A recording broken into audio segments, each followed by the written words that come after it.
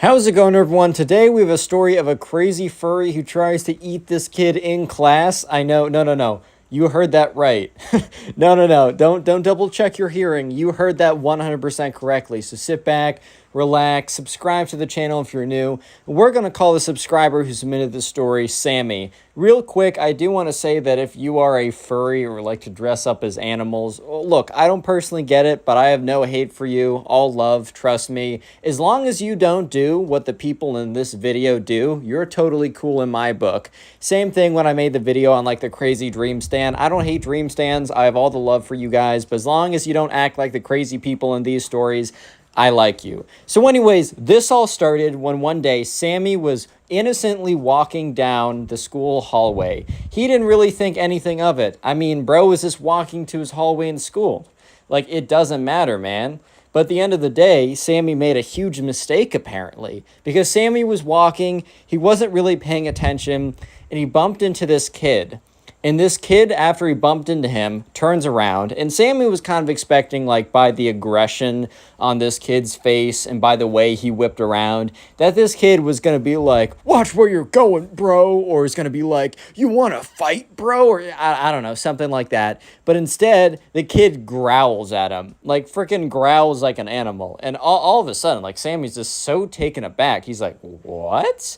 Bro," and the kid is like growling at him and staring at him and then turns around and runs away. He doesn't walk away. Emphasis on running away. So Sammy is so confused, but honestly doesn't think much of it because he's like, okay, yeah, sure. It's one weird kid who turned around and growled at me when I bumped into him.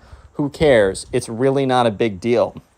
But sure enough, right, Sammy keeps going, and he goes to class, and life is totally normal. Things are totally normal. And honestly, Sammy doesn't even think about, what just happened earlier in the day. He just thinks about, like, the class. He's just going day to day. But that's when, after school, he returns to his locker. And he opens up his locker to grab his backpack when he sees a crumpled up ball, like a crumpled up piece of paper, stuffed in there. It was like obviously folded up but crumpled and pushed through the vents of the locker. So sure enough, Sammy looks at it and thinks okay, I don't remember putting this here. Perhaps it fell out of my backpack. Let me open it up to see what it is, just to make sure that I'm not going to throw out or lose something important, like, I don't know, notes from class or something like that. And he opens it up, and in really crude handwriting, in black Sharpie, it says, "You have disrespected the Wolf Brotherhood. You shall now pay." And Sammy was like, huh? Is this some kind of joke? Is this some kind of mistake? And for some reason, once he read that, and once he read Wolf Brotherhood, that immediately made a connection in his brain to the time when, like 3 hours ago, when he bumped into some kid and growled at him. And immediately Sammy's like, all right, there's no way that kid growling at me has any connection to this weird letter. This weird letter is probably just, I don't know, unrelated or something like that. But Sammy was really just weirded out by this letter, and he just keeps looking at it. It says, "You have disrespected the Wolf Brotherhood?" The Wolf Brotherhood? He's like, what? I'm so confused. What is this? Remember, so Sammy's in 7th grade for context. This isn't I don't know, they're adults or something in college, and it's a serious thing. Obviously, the Wolf Brotherhood is something corny, but he's like, what on earth could this be? So the next day is Friday, and literally nothing happens that day, except at lunch, one of the kids Sammy asks, the people at the table, and is like, I know this is going to be strange, but I got to ask, does anyone know what the Wolf Brotherhood is? And his friend laughs and looks at him and is like, bro, what are you talking about? And everyone kind of just says no, except one kid at the end of the table speaks up and says, hey, I don't know much, but I know a little bit. And Sammy's like, what? He's like, yeah, I think I've heard it thrown around once or twice before. It's not an official student organization, but it's some kind of unofficial club that some kids made or something. I don't really know. And Sammy's like, well, and then he reaches into his backpack and pulls out the now neatly folded letter, and he unfolds it, and he shows it all crumpled, and it says, "You have disrespected the Wolf Brotherhood, and you shall now suffer the consequences." Sammy shows this around. He's like, "I received this in my locker yesterday." And everyone around the table is kind of like, sorry, bro, that's really weird. Don't get me wrong. We agree that that's kind of sus, but we know nothing about it. So the next day is Saturday, and it's not school. So Sammy's pretty excited that, it's the weekend, so he decides that he's going to go to the park. And the plan is for him and his friend to go over to the park around 2. And, Sammy, is walks from his house and walks over to the park. And the park has, like, a swing set, a bunch of trees. It has a slide. It has, like, a place for bike racks. It's a really big park, and it's a pretty cool place to hang out. And Sammy looks down at his phone, and he sees a text from his friend saying, "Hey, man, I'm so sorry. I can't make it." And Sammy's like, "Oh, okay, fine, whatever." And that's when Sammy is about to leave when he sees someone sitting on the swing set at the farthest part of the park. So it's a pretty big park, but he can look all the way down there, and he sees someone in a black hoodie. But here is where things get weird. He notices that something is wrong with this person. Something is not usual. What was that thing, you might be asking? Well, Sammy looked closely, and he's looking at it, and he's like, that can't be. Like, that can't be. What did Sammy see exactly? He saw a blue tail, like one of those like things you get on Amazon that like kids might put on like their backs and they walk around with like a fake tail or something, dressing up as a fox or wolf or some kind of animal. And at this point, right, the person gets off the swing and turns around. And Sammy can't see like what their face really looks like because they have like sunglasses on and they have a black hoodie pulled down. But the person is very clearly walking towards Sammy. Not running towards Sammy, but walking towards Sammy. So Sammy's like, okay, this is very strange. And Sammy turns around and starts walking back to his house. And this is when Sammy starts to feel uncomfortable again because he looks to his left, right? Because now he's walking on the road back to his house. And you know how there's like one side of the sidewalk and then the other side of the sidewalk, and then there's a road in between. On the other side of the sidewalk, there's another person in a gray hoodie this time. And Sammy's like, okay, just a coincidence. And that's when Sammy takes like a quick glance at the person over on the other side, and he sees this weird pink thing dangling between their legs. Stop being weird in the comments, you guys. Don't say it. Don't say it was a tail. Anyways, there's a big like furry tail type thing. And at this point, Sammy's like, hell nah, bro. I'm not doing this. This is way too weird. And Sammy starts to power walk. But the thing is, as Sammy starts to walk faster, these guys pick up the pace as well. Sammy's not about to run because he doesn't want to get like exhausted or something and then, have to, get caught by these guys because he has no idea what's going on.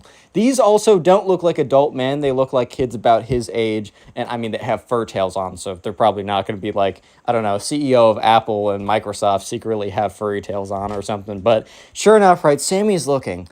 And he sees, like, these kids. And now at this point, just so you know, the guy in the black hoodie is behind Sammy, pretty significantly far behind, but still behind him, but on his side of the sidewalk.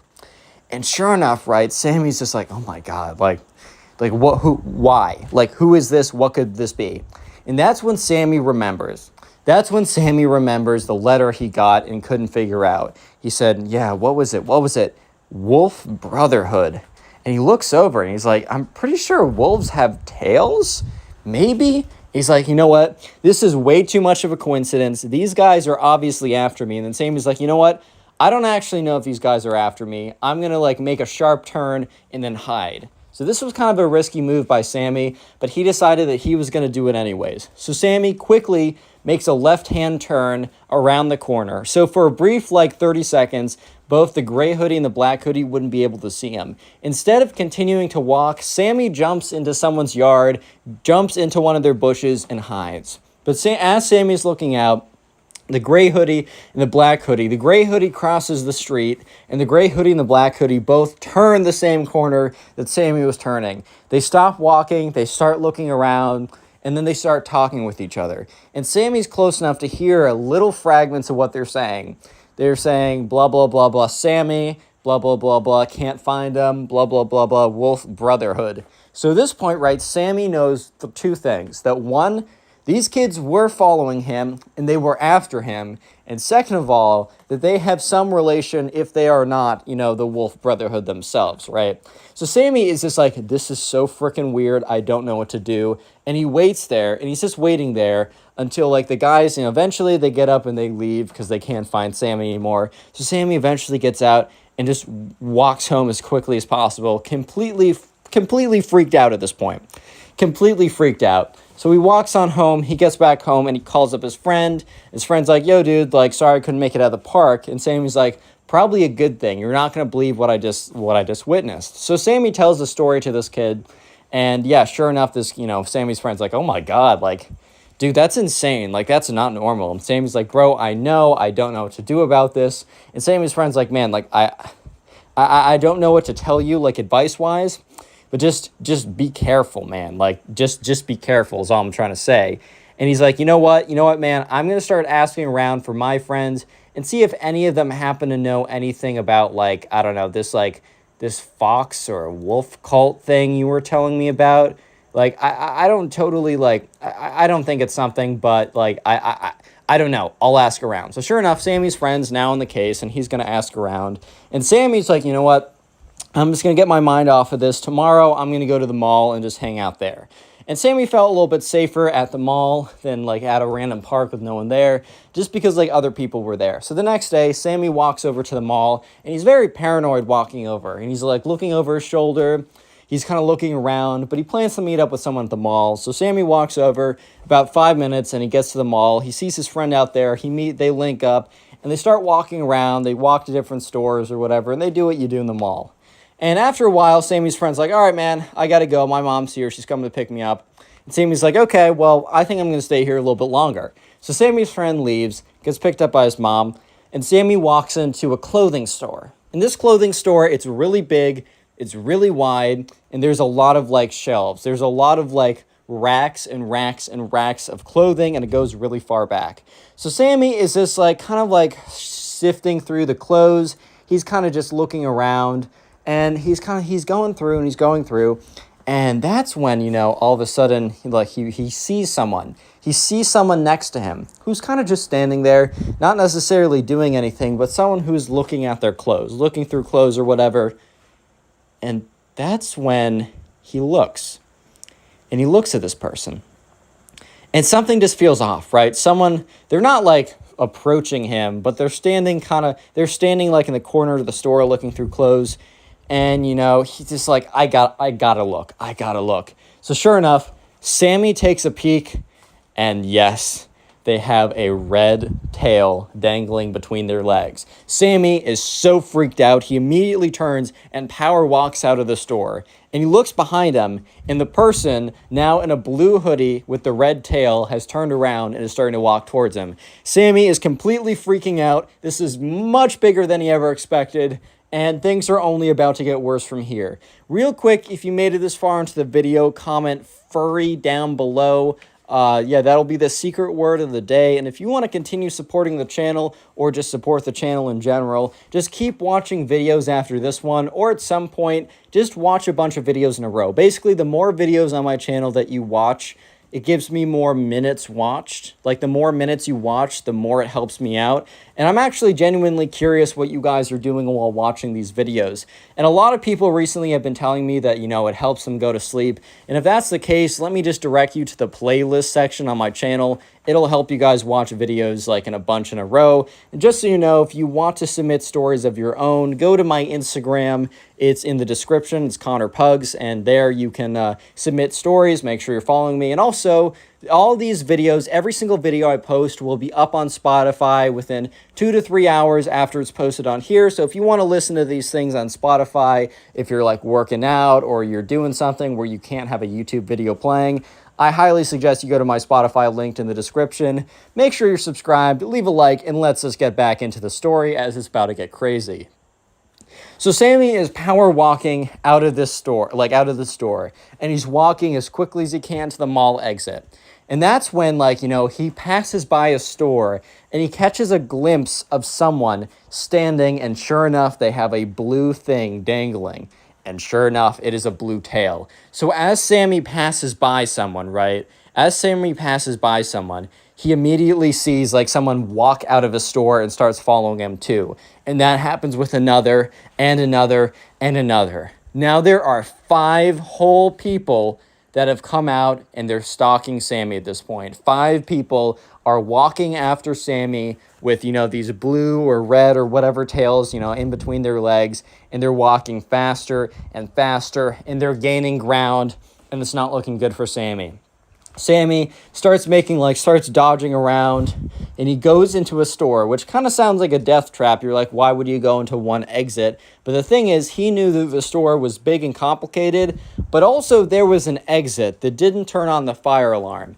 Because a lot of times, if you go into one of these stores and you go out their exit or whatever, it's going to have a fire alarm. But Sammy knew in the way back there's an exit where the fire alarm is disabled, and you could leave it without setting anything off. So Sammy walks into a store, and 30 seconds later, the 5 furry people walk in as well, trying to chase him down. And so sure enough, right, after a little while of doing this, Sammy's going through, he's looking around, he finds the exit, he bursts out of it. At this point, he can't keep on, he knows that he has a little window of probably about a minute before they figure out that he left through this exit, or maybe they don't, but maybe they do, right? So Sammy's like, all right, I know what I gotta do. Anyways, right, so at this point, Sammy is gaining some ground or whatever. He's actually getting some distance, and he just starts running. And, he runs and runs. He runs all the way back home, and he gets to his house. His mama's gone for the day or something, so he gets in there, locks the door, runs up to it, makes sure it, goes around to make sure that everything on the first floor is locked, runs all the way up to his room, and just, looks out the window. And it's like, okay, there's no way that those kids saw, I outran them. They're probably still in the mall. They probably have no idea where I am. Yada, yada. I'm totally fine. Things are okay. And in the middle of thinking that, he sees 5 individuals in hoodies and furry tails walking down his street. And he's just thinking to himself, oh my God, there is absolutely no way that this is true. There's no shot that this is actually happening. This is not real life. And he's looking, and these 4 furry guys are walking, and in unison they all turn and they're staring at his window. He immediately ducks down and kind of then after a couple seconds peeks back up, and he just sees these 5 furry guys staring at his house. And he's like, oh my God, this is actually intense. This is one of the most insane thing ever. After about 2 to 3 minutes of them just staring there, they all turn in unison again and walk away. So once again, Sammy gets out his phone, calls up his friend, and is like, dude, I don't think I can do this anymore. I don't think I can deal with this. This is way too insane. And his friend's like, dude, this is so crazy. I was talking to people all last night, telling them your story, trying to figure it out. And only one person said that they heard it was a weird kid club or something, but they didn't know much about it other than that. So the next day comes around, and it's now Monday, and Sammy goes into class. And Sammy's like, you know what? That's fine. I'm safe in school. Things are totally okay. As long as I'm surrounded by people, these weirdos can't come after me in public. So Sammy goes to his locker, and he sees another crumpled up piece of paper, right? And he's like, oh my God, there's no way. And he goes in, and he opens up the piece of paper, and it says, this is only the beginning, signed for Wolf Brotherhood. And he's like, no, this is only the beginning. Oh my God, these guys are crazy. These guys are insane, man. And right, sure enough, he's just like, okay, folds up the letter, puts it in his backpack. He's trying to collect some evidence just in case. And, he goes to his first period class. He is totally tweaking out. He's feeling super weird. He is just stressed out beyond belief. And oh my God, this is where it gets weird. And he's watching, and he sees someone, he sees one of these kids walk into class that he's not really friends with and normally sits in the back. And the kid is wearing a hoodie, right? And this kid is now the first time ever coming into class with a red furry foxtail. And Sammy freezes up because he's like, oh my God, that's one of the kids that was stalking me. This is one of the kids that was stalking me. This is crazy. And the kid sits, literally takes the seat right behind Sammy. And Sammy is so uncomfortable right now. He's so weirded out. He's like, oh my God. This is so scary. This is so crazy. And the teacher starts teaching class. And that's when he feels the furry kid behind him, scoot up a little closer. And then he feels the furry kid. He just feels the vibrations of the kid getting out of his seat and going onto all fours. And he's like, what? Bro, what are you doing? and he turns around, and the furry kid grabs his hand and puts his entire hand into his mouth and bites down. At this point, like, Sammy's like, oh my God. And the teacher, like, kind of yells it out. The teacher looks over, and he sees this kid on all fours chewing on Sammy's hand. Thankfully, he didn't break any skin, because Lord knows this kid has, like, 3,000 diseases in his mouth or whatever, and his saliva would basically be as toxic as a king cobra.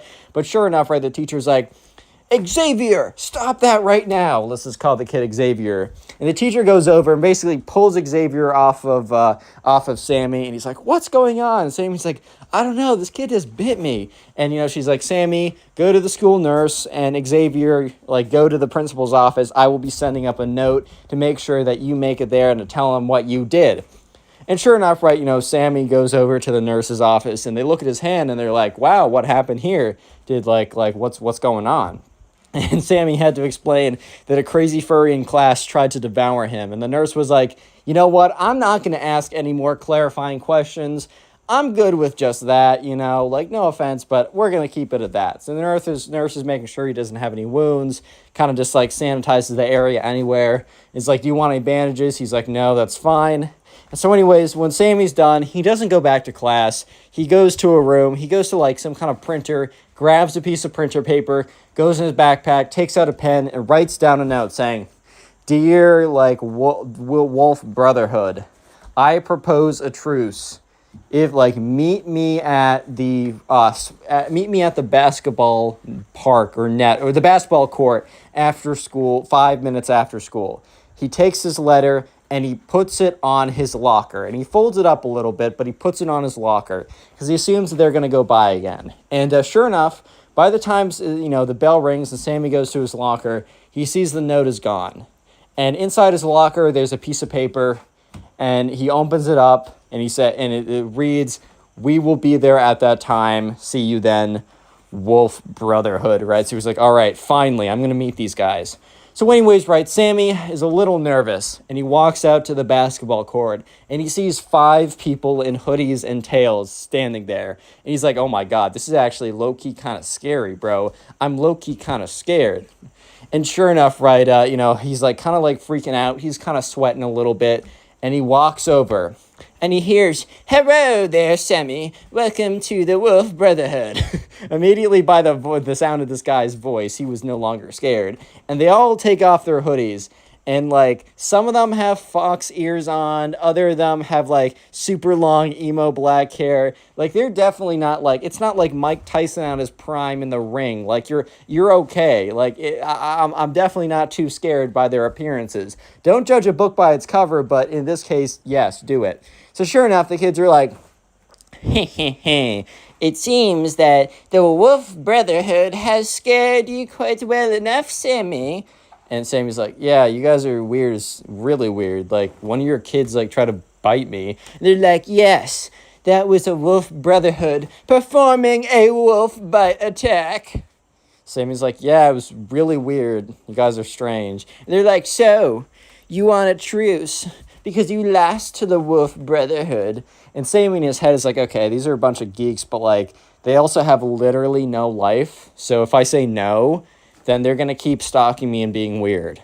And Sammy's like, yeah, I'd like a truce. Like, I don't know why you guys were after me in the first place. And one kid steps up, he's like, I see you don't remember our battle a couple of weeks ago. And Sammy's like, dude, what are you saying? He's like, you don't remember our battle in the hallway? Sammy's like, oh, wait, yeah, you were the kid who I bumped into accidentally, and you were, like, hissing or growling at me. He's like, yeah. We needed revenge for that. He's like, oh, well, it was an accident, man. I'm sorry. And they're like, there are no accidents. Trying to be all like, I don't know, ancient wisdom type deal or something. But they just kind of sounded like cringe. And sure enough, right, Sammy's like, all right, well, I'm sorry. Can there be a truce? And they're like, council, unite. And the 5 of them kind of like huddle in a circle. Sammy's like, dude, I swear to God, if they come out with some BS or something, they're like, actually, we need $500 from you, and then we'll let you go, like trying to do some actual extortion type stuff. But they, eventually, they go back to standing in a row of 5, and they're like, you should be grateful that the council of the Wolf Brotherhood is so generous.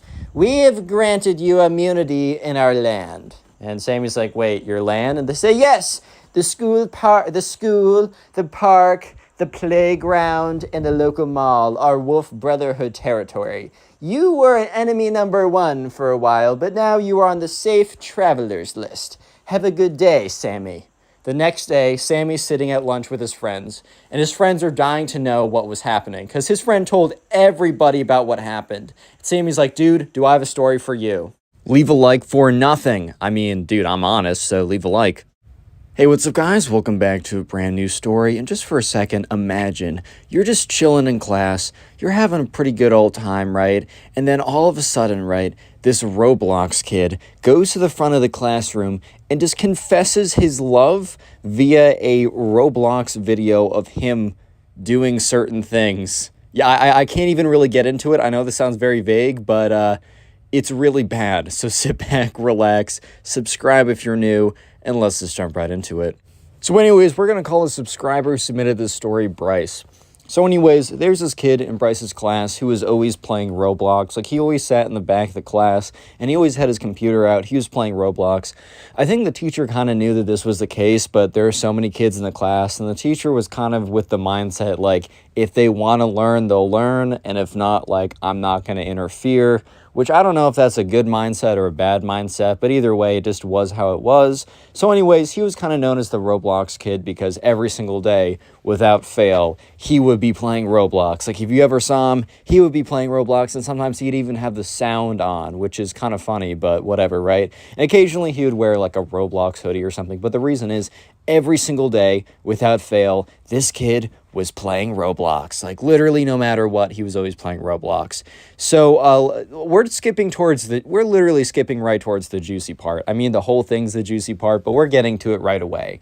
They had a presentation this Thursday, and we're actually going to jump to Thursday. This was a history class, and they were studying, the Civil War, and each of them was supposed to go up and present a slideshow of just like something that happened in the Civil War. It could be a battle, it could be a general overview, it could be a character piece, like you could do one about the life of Abraham Lincoln. These kids were given weeks to do it, right? So anyways, the subscriber Bryce goes up and he speaks about the Battle of Gettysburg or whatever. A little fun fact, in 8th grade, I actually went to go to see the Gettysburg and like the battlefields and all that cool stuff with my class. It was a really cool time. But anyways, right, Bryce goes up there, he does a good job with his presentation, and the next person to be called up is the Roblox kid. And normally I save like very interesting stuff like this for later on. I'm blessing you guys because we're jumping straight into the cringe. Actually, I don't know if I'm blessing you guys or if I'm cursing you guys because we're jumping straight into the cringe. And when I say straight into the cringe, I mean legitimately straight into the cringe. Like, this is bad. So just prepare yourself mentally, physically, and spiritually because this is going to be quite the experience, to say the least. So anyways, the Roblox kid goes up to the front of the classroom. And everyone's kind of just looking at him, right? And he flips on his presentation, and from the very start, actually no, in the very start, it looked normal because it was an image with text on it that says, like, the life of Abraham Lincoln by Roblox kid. He obviously said his real name, but for the sake of this, the life of Abraham Lincoln by Roblox kid. Immediately, the first slide is like the goofiest thing ever. So Bryce is looking at it, and on the first slide, it is a Roblox character with a top hat on, and there's an arrow pointing to him, and then text that says Lincoln. And then there's more text that says, Lincoln was a good guy. Lincoln was a president. And then, and the Roblox kid went up there and is literally just reading out, Lincoln is a good guy. Lincoln was a president. And then he goes to the next slide, and it is, dude, this is the funniest thing ever. It is the Roblox character of Lincoln, but his head is on the ground. It's like decapitated from his body. And the next slide says, Lincoln died. It literally just said, Lincoln died. Okay, at least he didn't say like like Lincoln took the ratio, young boy's better than Lincoln. At least he wasn't like going like that, right? But he was like Lincoln died. Literally no context. Who was he shot by? He was shot after Revolutionary War. Did it happen in a movie theater or like not a movie theater, you know what I mean? In a theater. Well, was like who was the name of it? No. Just Lincoln died. And then it was a photo of a Roblox character with his head on the ground decapitated and an arrow pointing to him saying it literally an arrow pointed to it and said died. Not here lies Lincoln from whatever, right? It just says died. So the entire class is like holding back laughter because this is like the worst presentation on planet Earth.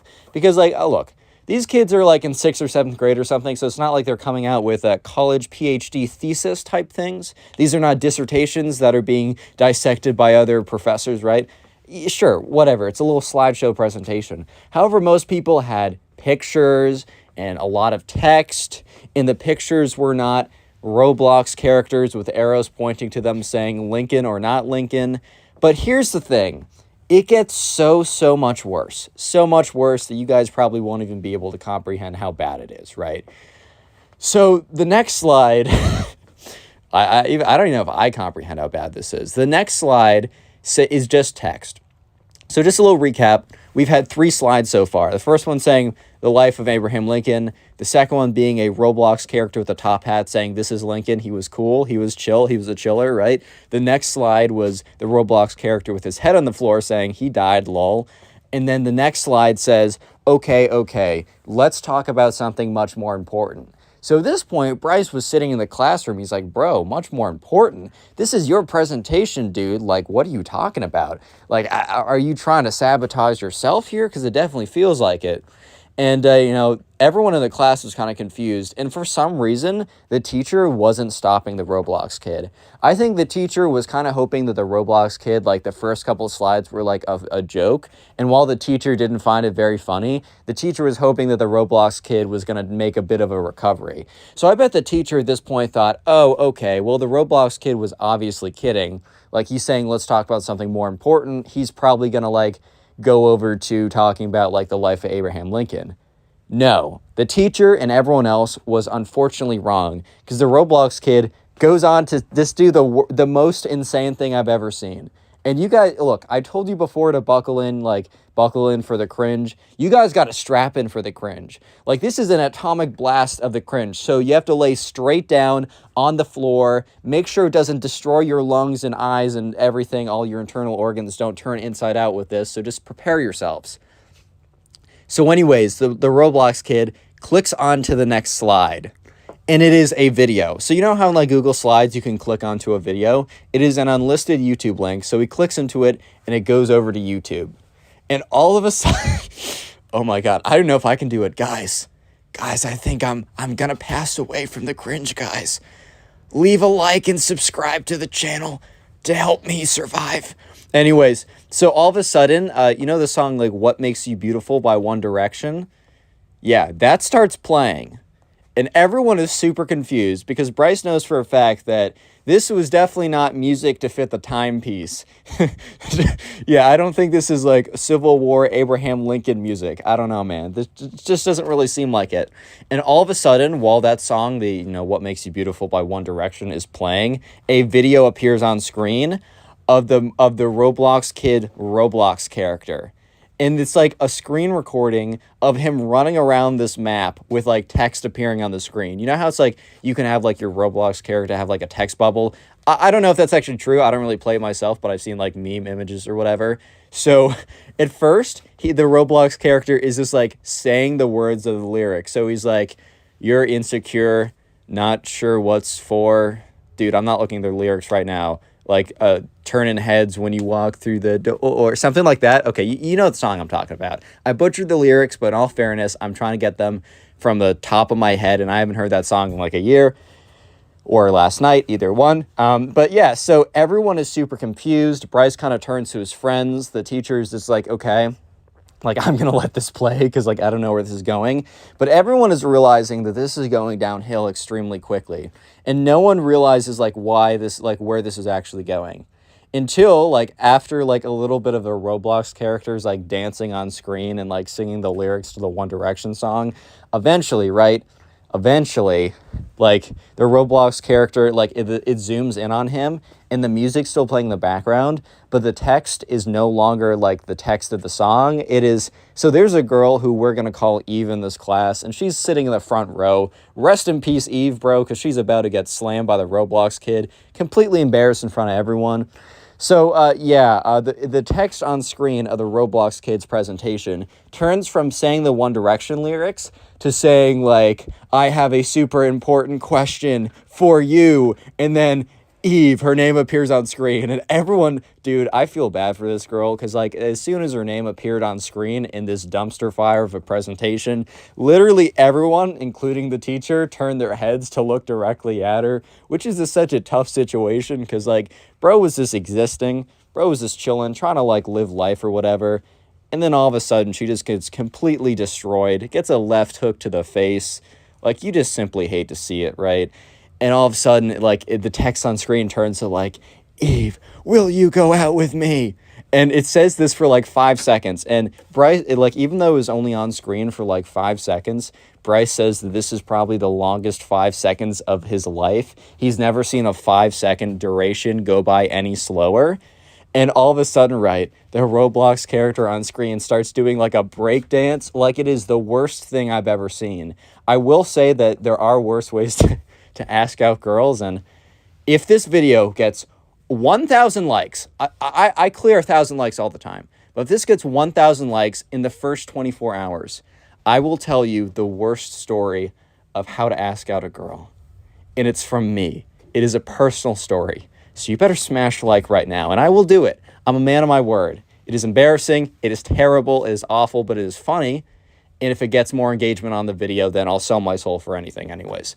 So yeah, the Roblox character is, like, breakdancing in the background. And remember, this is during a history class presentation on the frickin' Civil War. And all of a sudden, there's just a Roblox character breakdancing while the Roblox kid, literally, I don't know if dude thinks he was asking to marry her, because the Roblox kid gets on one knee, and everyone's like, what is this kid doing? Roblox kid gets on one knee, and, like, I don't know why he was on one knee, but he was. I think he saw, like, a movie where someone proposed, and he's like, oh, this is how it works. He's like, Eve, will you be my girlfriend? And while this is happening, like, a really, like, poorly edited in audio, so it's really grainy audio of, like, What Makes You Beautiful by One Direction is looping in the background, while there's a video of this Roblox character breakdancing on screen. Like, it is the biggest dumpster fire anyone has ever seen. Everyone at this point is completely shocked. Real quick, if you made it this far into the video, comment Roblox down below. That'll be the secret word of the day. I'll try and heart a bunch of the comments. I can't always because, look, full-time college student as well, also trying to have a life. However, it's not that hard for me to go through and heart a bunch of them, so if you comment Roblox, I'll do my best to do that. And also, if you want to support the channel, the best thing you can do is after you're done watching this video, go ahead and binge watch a bunch of videos, and please let me know in the comment section how many videos you watched today or this week, because when you watch my old videos, it helps the channel get promoted more, which helps our community grow, and it's awesome. It's great. I just want to say thank you. So let me know in the comment section if you are doing that so I can say thank you personally. Yeah, so just a little recap of what is happening. And by the way, prepare yourself for the cringe, because it's pretty bad at this point. But anyways, the Roblox kid has gone up to give a presentation on Abraham Lincoln. The first 2 slides were crappily edited in Roblox characters, where the first one just has a top hat, and the second one just has his head fallen off, right? So not super great. And then it converts to, like, let's talk about something more important. And then it's a video of his Roblox character running around, screaming out the lyrics to One Direction's, like, What Makes You Beautiful. And then it turns to the Roblox character breakdancing while the Roblox kid goes on one knee and asks this girl out in front of everyone. So yeah, at this point, like, Bryce is just, like, so shocked and confused, because, dude, this all happened within the span of, like, 2 minutes. And the Roblox kid is like, yeah, so at this point, you know, I don't know, Bryce just wasn't expecting anything like this to happen. Like, he's just like, this all happened so quickly, just for context. Like, 1 second in, this happens. The next second in, like, or like 1 second in, they're all doing, like, Civil War presentations. The next second in, this Roblox kid is trying to ask out this girl with a Roblox dancing icon, and he's down on one knee. And it's just, like, a huge mess. It's just like, dude, what is even going on at this point? And yeah, it is the most awkward. Oh my god, it's Connor Pugs. I've never seen your face in real life. You're so sexy. Dude, how do these fans keep getting in? Security! Security! Anyways, guys. Yeah, anyways, so at this point, the teacher is starting to realize what is going on. Like, the teacher, like, is kind of snaps to it. And remember, the Roblox kid is literally standing, or not standing, is literally on one knee. And is just like, will you go out on a date with me? And, poor Eve, bro. Like, everyone's just looking at her. And the teacher goes up to him, is just like, what is wrong with you? Like, the teacher full on says, what is wrong with you? Which, like, the teacher's not wrong, dude. Like, what is wrong with this kid, bro? Like, can't be going up to people in class and just, like, asking them out when you're supposed to be doing the life of Abraham Lincoln. Like, it's a little bit different. And the Roblox kid is like, you're a hater of my love. You're a hater like John Wilkes Booth or whichever one shot Lincoln. You're a hater just like him. I'm like Lincoln. You're like John Wilkes Booth. And you're shooting me in the head metaphorically. And the teacher's like, why didn't you say that in your thing? It's like, because the teacher started to like freak out because the Roblox kid actually knew the history. He actually knew who shot Abraham Lincoln. He knew the context, but bro decided not to put it in his presentation because he was too busy doing he was too busy doing Roblox dances to ask out this girl. So at this point, the Roblox kid is like, you can't stop me. You can't stop me and my love. And at this point, Eve just has her head down on the desk like, oh my God, dude. Oh my God. And everyone feels so bad for her, but they're also just so curious, like, what is going on with the Roblox kid, right? So at this point, the Roblox kid, like, the teacher starts walking towards the Roblox kid because the teacher's going to escort him to the front office. But the Roblox kid says, no, I must have an answer. You can't take me away. So the Roblox kid starts to run around the classroom. So the desks are kind of in just imagine a normal classroom. So the Roblox kid starts weaving in and out between the desks. He's just kind of like dodging in between the desks, sliding under chairs, knocking stuff over. And while he's doing this, right, because like the teacher's starting to close in on him, but the teacher's not gonna slide tackle him, dude. He knows better. But while he's doing this, he's shouting like, Eve, do you hear me? Eve, will you be my Roblox girlfriend? Eve, will you be my Roblox girlfriend? And at this point, Bryce is like, oh my God, what is going on right now, dude? What is going on? And the Roblox kid is just kind of like jumping around, jumping. And at this point, right, I think Eve is starting to realize that if she doesn't say, like, this is a terrible position and I feel really bad for her because, like, dude, you definitely don't want to. Thing. Oh, are you recording right now? Yeah, my balls are actually, I got my set of balls in on Amazon. Wait, they can't hear this. No! We've had a lot of lore in today's video, like a lot of, anyways though, so at this point, the teacher is just like, he's running after the Roblox kid. The Roblox kid is running back and forth, and I think Evie at this point kind of just knows that she needs to say something, so she kind of like stands up, which is tough for her, because like this is obviously super embarrassing. She stands up and says, I'm sorry, like, I don't think we should, like, go on a date or something. Or, like, I have to decline. However, she said it very politely. She said it very nicely. And, the Roblox kid stops running. And that's when the teacher catches up to him and kind of grabs him. And the Roblox kid literally slumps on the floor. Almost like he was shot with, like, a tranquilizer dart, dude. Like, he just slumps on the frickin' floor. Like, he's just down for the count.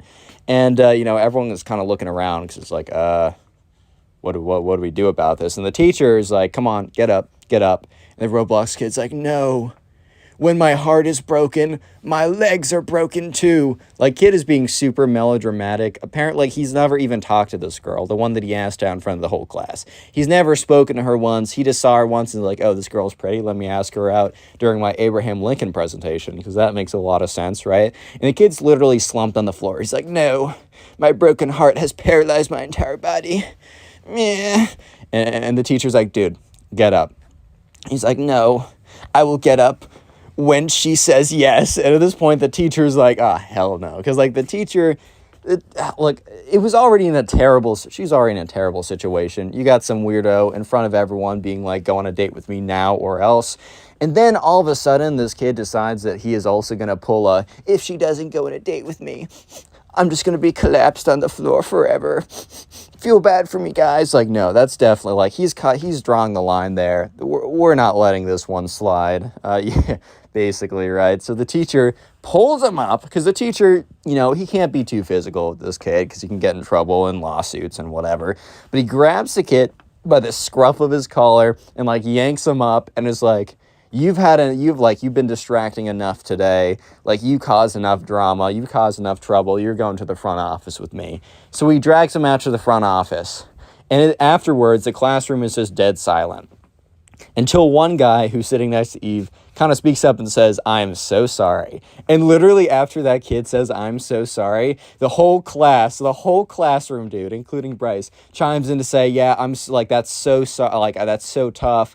I'm so sorry about that. If you need anything, like, everyone was being so nice to her, because they realized this, like, dude, like, this is the day of a presentation. This is already kind of a stressful day, but everyone kind of knew that, like, yeah, no, I mean, no one wanted this, and she definitely did not ask for this, and, like, if this happened to any of them, they would have known that they would have just, like, they would have had the worst day ever. So, yeah, everyone was super nice to Eve after that point. The Roblox kid did get in trouble. He obviously, he would have failed his presentation, but the teacher said, I'm going to give you another chance to redo the presentation. And he did, and the presentation actually wasn't that bad. But the kid didn't get a great grade because the teacher's like, I'm not going to give you a great grade even if the presentation's really good, but just feel lucky I'm giving you a chance to try at least again. So yeah, moral of the story is don't ask out your crush via your Abraham Lincoln presentation and with a Roblox video dancing to One Direction, going on one knee, and run. Dude, I think the moral of the story Click on the is video on clear. screen right now. I know you'll enjoy it. Just click it. Do it. In today's subscriber story, this Roblox kid who is being a jerk to a lot of people gets absolutely destroyed when he tries to be a jerk to this girl, and it was hilarious. So there's this kid, right, and he's known as the Roblox kid, and he's not known as the Roblox kid because he, is just a big fan of Roblox, just plays the game a lot, enjoys the game. You're totally free to play the game and enjoy the game and not be called a Roblox kid. For example, I'm not going to call you a Minecraft kid just because you play Minecraft, man. That's just not how it works, right? Roblox kid has a certain connotation to it that, like, you're doing a lot of stuff along with liking Roblox. For the duration of this story, I'm just going to call this guy Roblox Kid, right? So Roblox Kid had a history of terrorizing people in my subscribers class. If you don't know, a subscriber sent in the story. You can always do that. Link in description. All that information's down there. Anyways, right? So this guy, known as like the Roblox Kid, had been terrorizing my subscribers class ever since he transferred to his school about a month ago. This story took place in like the very beginning of the year, and this new kid transferred in, and no one really knew what, he was going to be like. And the thing is, when you have like a kid transferring in and like he doesn't know a lot of people, of course you want to be nice to them. If anything, I encourage you to be nice to them. So everyone in my subscribers class, including my subscriber, he was very nice to this new kid, and like they didn't know him as the Roblox kid who like was menacing and terrorized people yet. They just knew him as like, just a kid, right? Just a new guy who's probably doesn't know a lot of people, who probably isn't feeling so good, right? And it's only within the first couple days that they start to realize that something is up. The first thing the Roblox kid did wasn't really necessarily a bad thing that made him a menace. It just started off on the wrong foot, right? So all these kids, they wanted to follow this guy on Instagram because, you want to connect with him even if you don't see him a lot out of school. You want to make him know that, like, everyone in the new school that he just transferred to is like really open to him and is really open to, new people coming in. They want to make him feel welcome. So they all decide to go follow him on Instagram. So they look up his name, and obviously his name's not Roblox Kid, even though I will be calling him that. And they find his Instagram account. But what they find on the account is a little bit weird, I'm just going to be honest. So those kind of like Roblox Kid cringe videos that like Poncho and Pegasus and Tagswag and those people would do? Those types of posts, like those like TikTok posts that like they reacted to? Those were the type of posts that this kid posted unironically. And ever since then, he kind of gained the reputation as the Roblox Kid, because he would post stuff that was just like, oh boy. Like, he posted one of those videos where it was like, I'm talking in my real voice, and he's obviously not talking in his real voice. He's talking in some kind of like fake deep voice to make him sound all cool and like, oh my god, the ladies are gonna love me now, man, because I'm talking in this weird voice. So like, here's the thing. while that was all pretty cringe to them, they're like, oh my God, right? It doesn't mean that he was a bad guy. It was what he did next that definitely solidified himself as being known as a bad guy. So right after, some people follow him on Instagram, they see like some kind of weird posts or whatever, they aren't necessarily like going to not try and make him feel welcome. They still decide like, okay, this might be a little weird, but we don't really care. Like, sure, man can like enjoy posting weird stuff, but we're still going to be nice to him, right? So it's a couple days in the class, and over the first couple days, Roblox Kid was kind of just kept to himself, right? He was just kind of like shy. He wasn't really saying anything, but he definitely grew comfortable really quickly, which normally is a good thing, but in this case was not a good thing. Yeah, so basically, right, within a week of Roblox Kid being in class, the teacher would say something and he would just laugh. And the teacher would look back and say like, oh, what's so funny? Like, what joke did I miss? And the Roblox Kid would say, nothing. And people just were like, okay, that's a little strange, right? That's a little weird. And he just kept doing that. But then he started to do it when like someone would like say an answer, like the teacher would be like, does anyone know what whatever is, right? And someone would answer and the answer would be wrong. And he would let out a little laugh, right? And the teacher would be like, what's so funny? He's like, nothing. And he would just keep doing that, right? And he especially did it when people were like somehow a little bit vulnerable. Like, you said an answer and it was wrong. And he would make sure to just sneak a little laugh in there. Quickly, if you enjoy Storytime videos, make sure you're subscribed to the channel. That's it, back to the story. The level of snarkiness coming from Roblox Kid only increased every single day he was there. And at one point, someone came in with like an outfit. I think it was some guy, and he was wearing green on green, which, yeah, neon green, like top with a neon green bottom normally isn't the move. Look, I'm not a guy who like knows a lot about fashion, but even I know that like probably, wearing neon green on neon green probably isn't the hottest look ever, and all the ladies aren't going to be fawning over you. But when this guy came in, Roblox Kid looks at him, kind of like gives this little laugh, and then is like, and he turns to the guy and he's like, do you need to have your eyes checked, buddy? And then the guy's like, what do you mean? He's like, looks at the outfit. He's like, do you see what you're wearing? The guy's like, I got out of bed late. I just threw on what I had on. And then people kind of like looked back and they're like, oh, that was a little aggressive, man. Like, that was a little aggressive for literally no reason, dude. Like, yeah, the guy didn't have the greatest outfit of all time. Like, lock him up. Like, okay, it's just class, bro. Like, no one else cares. Why do you have to have such an attitude? What did he do to you? And just after that point, the snarkiness and like backsided comments and just kind of like Roblox Kid being like a massive jerk, it just kind of like went up every single day, and it got worse and it got worse and it got worse. For example, a couple weeks in, like after he had that last comment to the kid and was just being snarky and laughing at people, right? So in the very beginning of class, before class started, kids kind of like sat down and like the teacher was kind of getting the stuff together. But Roblox Kid was sitting kind of near this girl, and he kind of like looks over, he says, hey, and she's like, hey, what's up? And he's like, are you wearing makeup right now? And she's like, no, I'm not wearing makeup right now. And he's like, maybe you should. So that comment was like, first of all, I just want to say to the guys out there, never say anything like that to like a girl, or really don't say anything like that to anyone in general. Like, common decency, but like, I don't care if you think you're funny, man. Like, it's going to really have a negative impact on someone. And in this case, it did. Like, when he said that to the girl, like, she already was having like her own insecurities. Look, a lot of people like around their age, I don't know exactly like what grade this guy, the subscriber who sent in the story, was. I'm probably going to say like 6th, 7th, 8th grade, probably like late middle school, early high school. That's when you're most, honestly, bro, that's when you're like your most insecure over everything. When you think all these things matter, and words like this, it's really going to go a long way. This girl ends up running out of the classroom, like crying, and like her friends go running after her. And this is the first time that the teacher actually does have to get involved and like talk to the Roblox Kid. He's like, Roblox Kid, obviously he says his name, but we're gonna say, Roblox Kid, like, go down and see the principal, like, go to the principal's office, like, yeah, I heard what you said. It was unacceptable because he was close enough to the front of the classroom now where he sat because he didn't sit in the same seat every day. He decided to terrorize a new person every single day by sitting in a new seat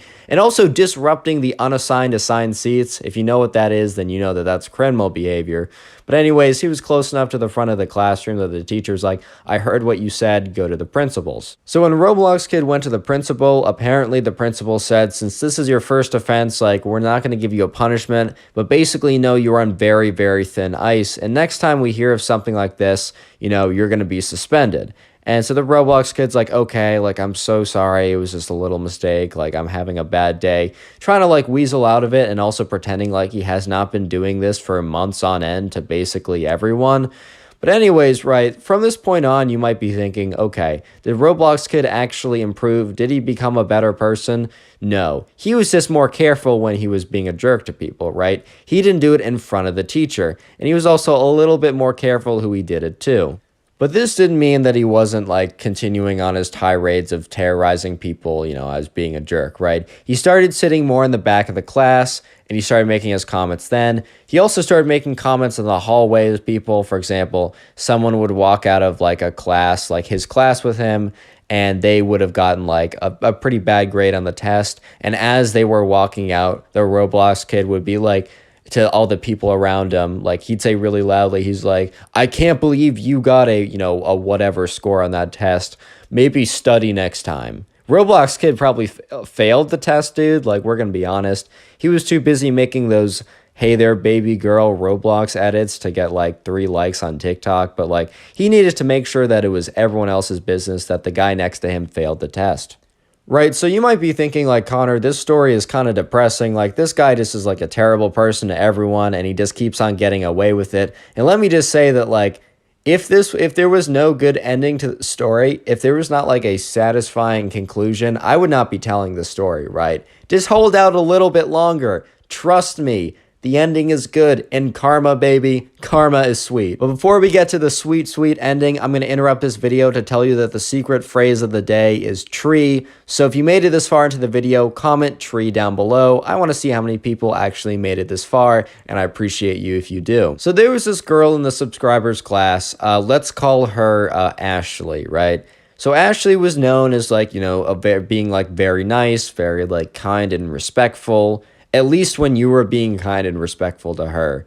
But she was also known for, like, standing up to herself and standing up to herself firmly and, like, really well. Like, if you tried to come and, like, roast her, man, you were gonna come out scorched. That is not a flame fight you want to enter into. That's all I'm trying to say, bro. Ashley was something else, but she was also very kind and respectful and was a good, very solid friend that, like, she was just an overall very good person, as long as you were a good person to her. She really had a whole eye for eye mentality when it came to stuff. And let me just say that Roblox Kid, since he was still kind of new to the school, he didn't know Ashley's reputation. But he also kind of, like, got a sense that she was had a little bit tougher skin. So he decided that she would be the next victim of, like, his, like, his basically his being a jerk, right? His trolling, right? She was going to be the next victim because she probably wouldn't break down crying and get him in trouble and get him suspended.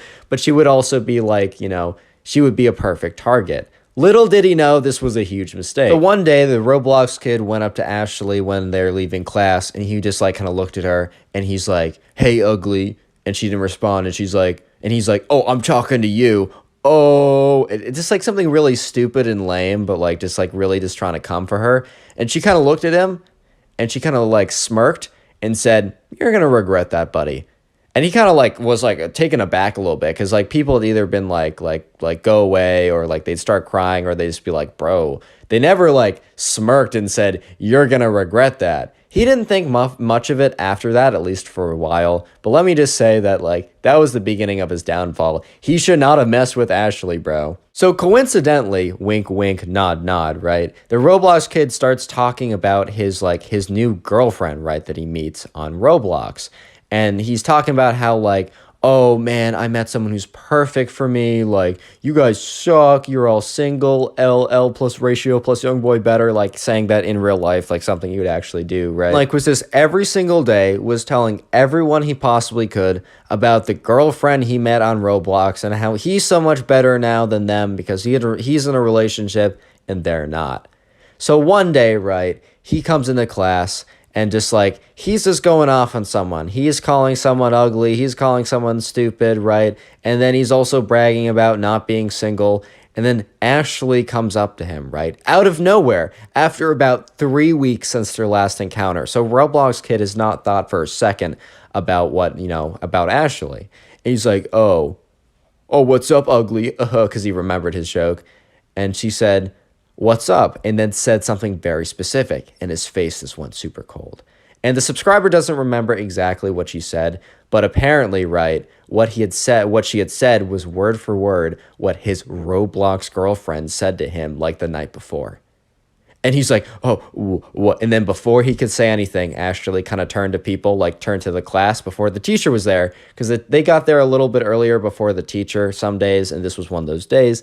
And she turns to everyone and she's like, you know this girlfriend that he's been talking about for the last like week? Well, that was me. Get trolled. Get roasted. And the Roblox kid is like, that's not true. And she said, all right, open up Roblox. He boots it up. He's like, right? And then he boots it up. She opens up her like laptop, or I don't know if you can have an app for Roblox. Let's just say she opens up her laptop. I think that's what she did, right? This is what I'm told. And basically, she just sends him a message. And he receives it. He's like, packs up his stuff, just walks out of the class. He's not back for the entire day.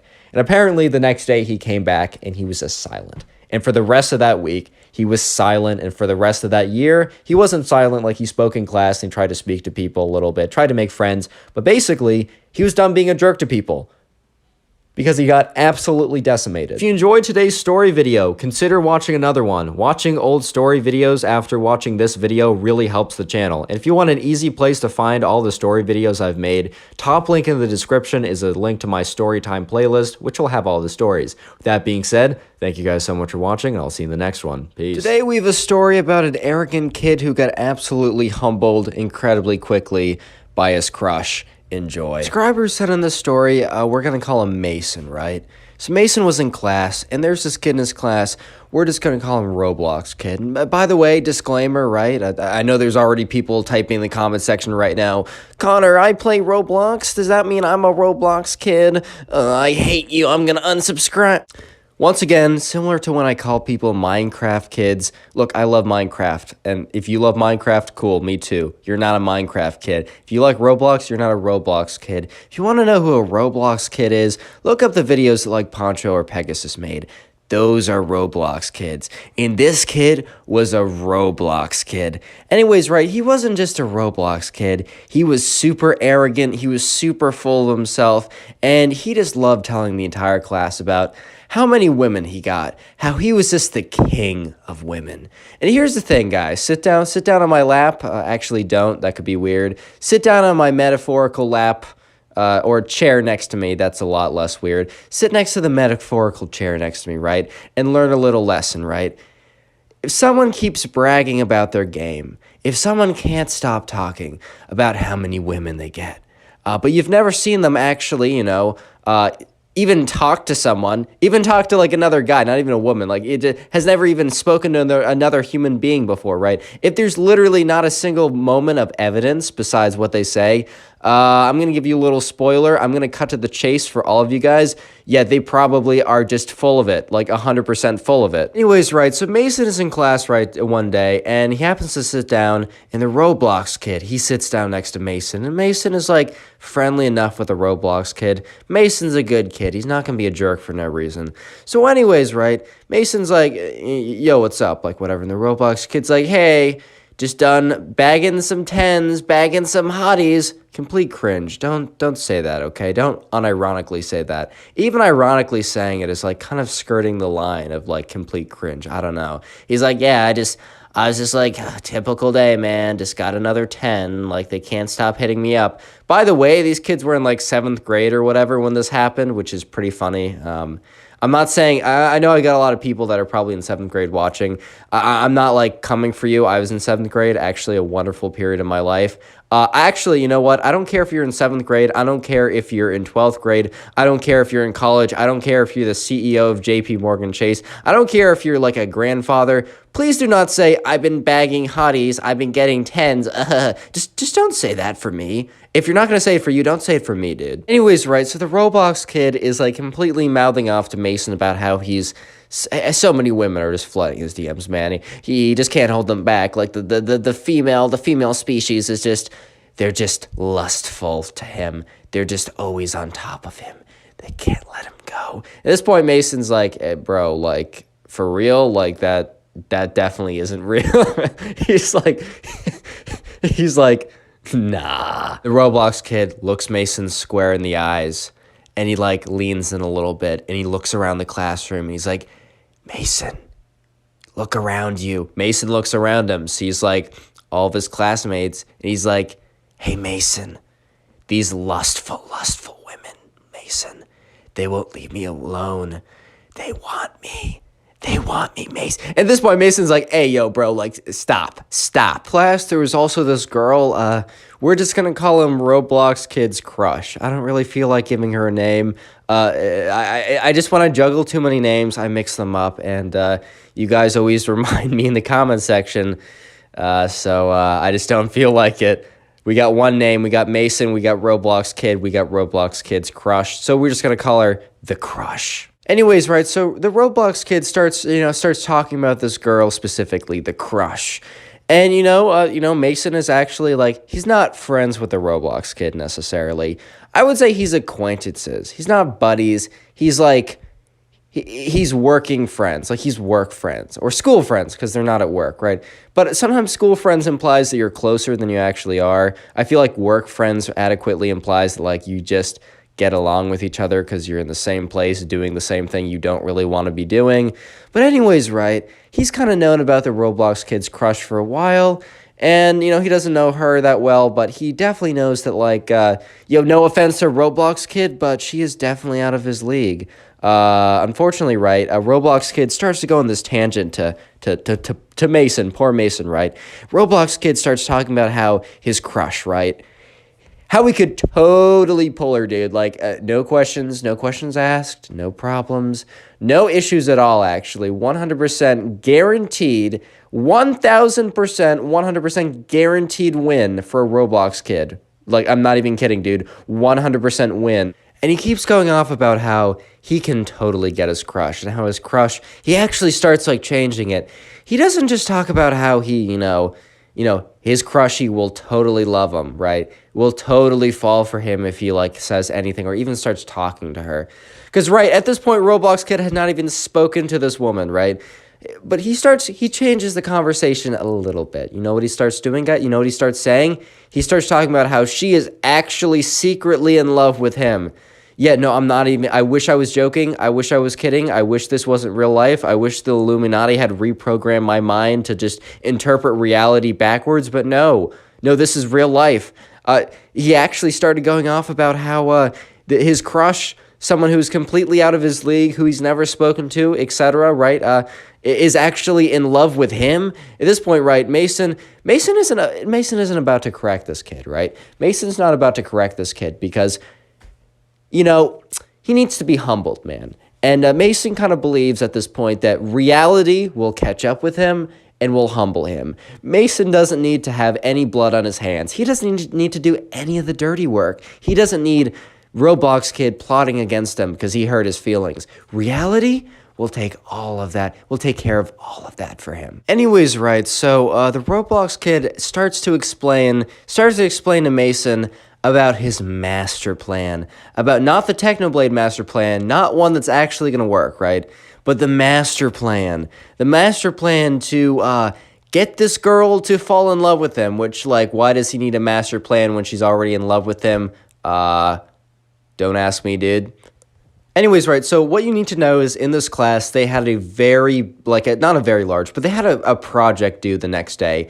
In that project, they had to present in front of the entire class. And so basically, right, the Roblox kid, he explains to Mason, the subscriber who sent in the story, you can send in stories too to my Instagram in the description. He explained to Mason that he was going to basically ask his crush out via his class presentation. And Mason was like, dude, you know you're going to fail the presentation if you do that. He's like, yeah, totally worth it though. Like, I already have 100% in this class.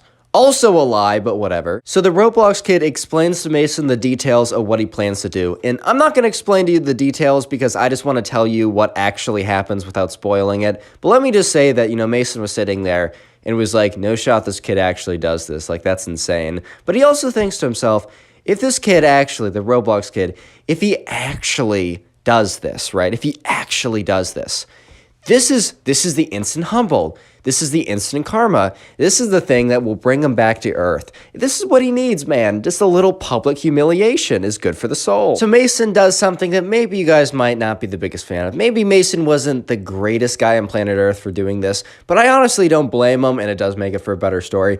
Mason tells the Roblox kid, hey man, that's a great idea.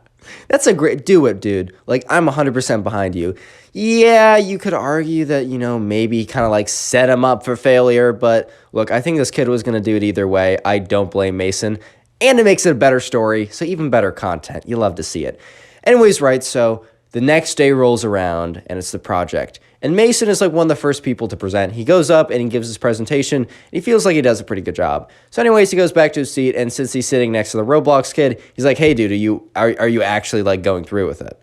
And the Roblox kid's like, yeah, of course. And Mason's like, all right, dude, good luck. Kind of a little mean, but whatever, right? It's funny. It's funnier. It's better if it's funny. And also Roblox kid, low-key needed to be humbled a little bit, so probably for the better anyways. Anyways, so like, you know, Mason's sitting there listening to his class, you know, go up there, give some presentations, whatever. And yeah, eventually the teacher calls up the Roblox kid, and all of a sudden, it's the moment of truth. So the Roblox kid goes up there, connects his computer to like the projector, and what Mason sees on screen, oh boy. Oh boy, that's all I can say. Today's phrase is Roblox. So if you made it this far into the video, I'd like you guys to comment Roblox in the comment section down below. I'm going to try and heart as many comments as I can that say Roblox in them, or just say Roblox. That's actually easier if you just say Roblox, so I don't have to read it. Make sure you guys aren't saying something evil or whatever. I don't really know. Just know I'll probably be unpacking or moving into a new dorm / flying on a plane tomorrow, so I won't be able to get, and that's when this video is going up, so I won't be able to heart a ton of comments. I'm going to do my best, but don't take it personally if I don't get to yours. Also, today's your lucky day. Today's your lucky day, man. I don't know how to break it to you, but today is your lucky day. Because for every single person who leaves a like on today's video, they will actually receive their very own nothing in the mail. 2 to 3 days shipping, by the way. So once you leave a like on this video, you will receive your nothing in 2 to 3 days. Amazon shipping it. So if you have any complaints, bring it up to them, not me. Leave a like, 5,000 likes, and I'll cry myself to sleep. With that being said, back to the story. Anyways, right, so Roblox kid, he goes up to there, connects his computer, opens up his presentation, and you know what? For the sake of the story, I actually do need to give his crush a name. Let's call her Abby. Let's hope I remember that name. I do not have it written down right now. So he opens up his screen, and the first slide, it says, hello, class. And he stands up. He's like, hello, class. I have a very important announcement. And then he turns around and he goes to his computer and he clicks the next button. And on screen, it's a photo of Abby. The whole class is like, hey, yo, what the fuck? Roblox kid goes up there and he's like, looks at the photo of Abby. He's like, Abby, this is for you. And everyone's like, hey, yo, what the fuck? What? He's like, Abby, you're so beautiful. I think you're the prettiest girl in the entire world. And everyone's like, what the fuck? Will you? Oh my god, I'm sick. I can't do this. Yeah, Abby. You're so beautiful. And I'm so handsome. We're perfect together. And he goes to another slide, and it's like a photo of him. It's like under it, it says like 10 out of 10. At this point, Mason's like, dude, okay, I know I said yes. I know I greenlit this, but I somehow feel responsible for this tragedy. Not for Roblox kid, right? Mason didn't feel bad for Roblox kid. He felt bad for everyone else in the room at that point, which, like, honestly, everyone else has a right to blame Mason partly for this. Eventually, Roblox kid, he clicks to the final slide, and all it says on the slide is it's like, "Will you be my dot dot dot?" And then he's like, "Abby, will you be my?" And then he clicks onto like another. Okay, it wasn't final slide. Sorry, I lied. And he clicks on the final slide, and it says like girlfriend, but it's in this like really weird like fire font, like something that'd be like, haha, so lit, guys. Like something you'd say in like, I don't know, 4th grade or something, with like one of like the emojis with like the sunglasses and something. It's like it says girlfriend. He's like, girlfriend. And he's like, so Abby, you want to go out with me? And look, Abby, here's the thing. Very nice girl. But she also like will definitely speak her mind. She doesn't have a lot of filter. She doesn't have much of a filter. That's okay, you know? Especially if something like this just happened to you. I think you kind of have the right to say literally whatever you want. So small but very important detail I forgot to say earlier. Roblox kid kind of stank. Like, I don't know how else to say it, but he was a unhygienic young man. His cleanliness was definitely a 0 out of 10, even though his confidence was an 11 out of 10.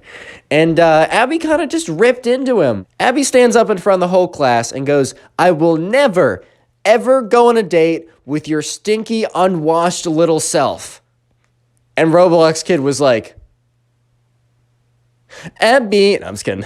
At this point, right, Mason's just like, yo, I'm partially responsible for this, man. Like, this is partially on me. This is partially on me, dude. I feel kind of responsible. But no, the whole class is sitting there just like mouths wide open, like, oh my God, what? Huh? At this point, right, Roblox kid is stunned. He's a deer in the headlights right now. And then he turns to Abby, he shuts his computer, and he's like, Emmy, you're actually very mid. You're ugly. LLL ratio. And then he just like runs out of the class. Yep. Yeah, and kid failed the assignment, and he had to go to the principals because you're not allowed to do stuff like that. Like, that's crazy. And yeah, he got humbled pretty fast, to say the least. Subscribe to the channel if you haven't already. Now go click on another video. Like, there's some videos on screen. Click them. Why have you not clicked? From a kid who tries to use Robux in real life to a kid telling the teacher that Roblox was a country, these are the craziest Roblox kids ever.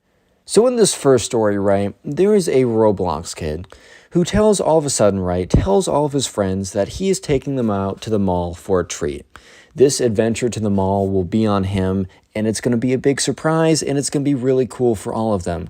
So obviously the subscriber and all of his friends are pretty excited for this because, I don't know, the kid says like there's a big surprise at the mall for all of them. I mean, if I was a kid his age, I'd be pretty excited myself. But anyways, right, so sure enough, the subscriber and all of his friends are excited to see why the Roblox kid has invited them to the mall, and they all tell their parents that the Roblox kid has invited them to the mall, so their parents drive them to the mall and drop them off. They're about like 12 to 13, so they're at the age where their parents are kind of okay with them being away by themselves for a little bit, but definitely not for too long of a time. So anyways, right, sure enough, the Roblox kid comes up to the subscriber and all of his friends and is like, hey guys, like, I want to let you guys know that I've been doing a lot of business, a lot of mogul moves. I'm quite a businessman myself, and I wanted to let you guys know that you see that toy store over there, and they point to like, I don't know, like Toys R Us before they went bankrupt or something like that, some kind of toy store, right? And all the kids are like, yeah. And the Roblox kid is like, you guys can pick any toy in there, and I will pay for it.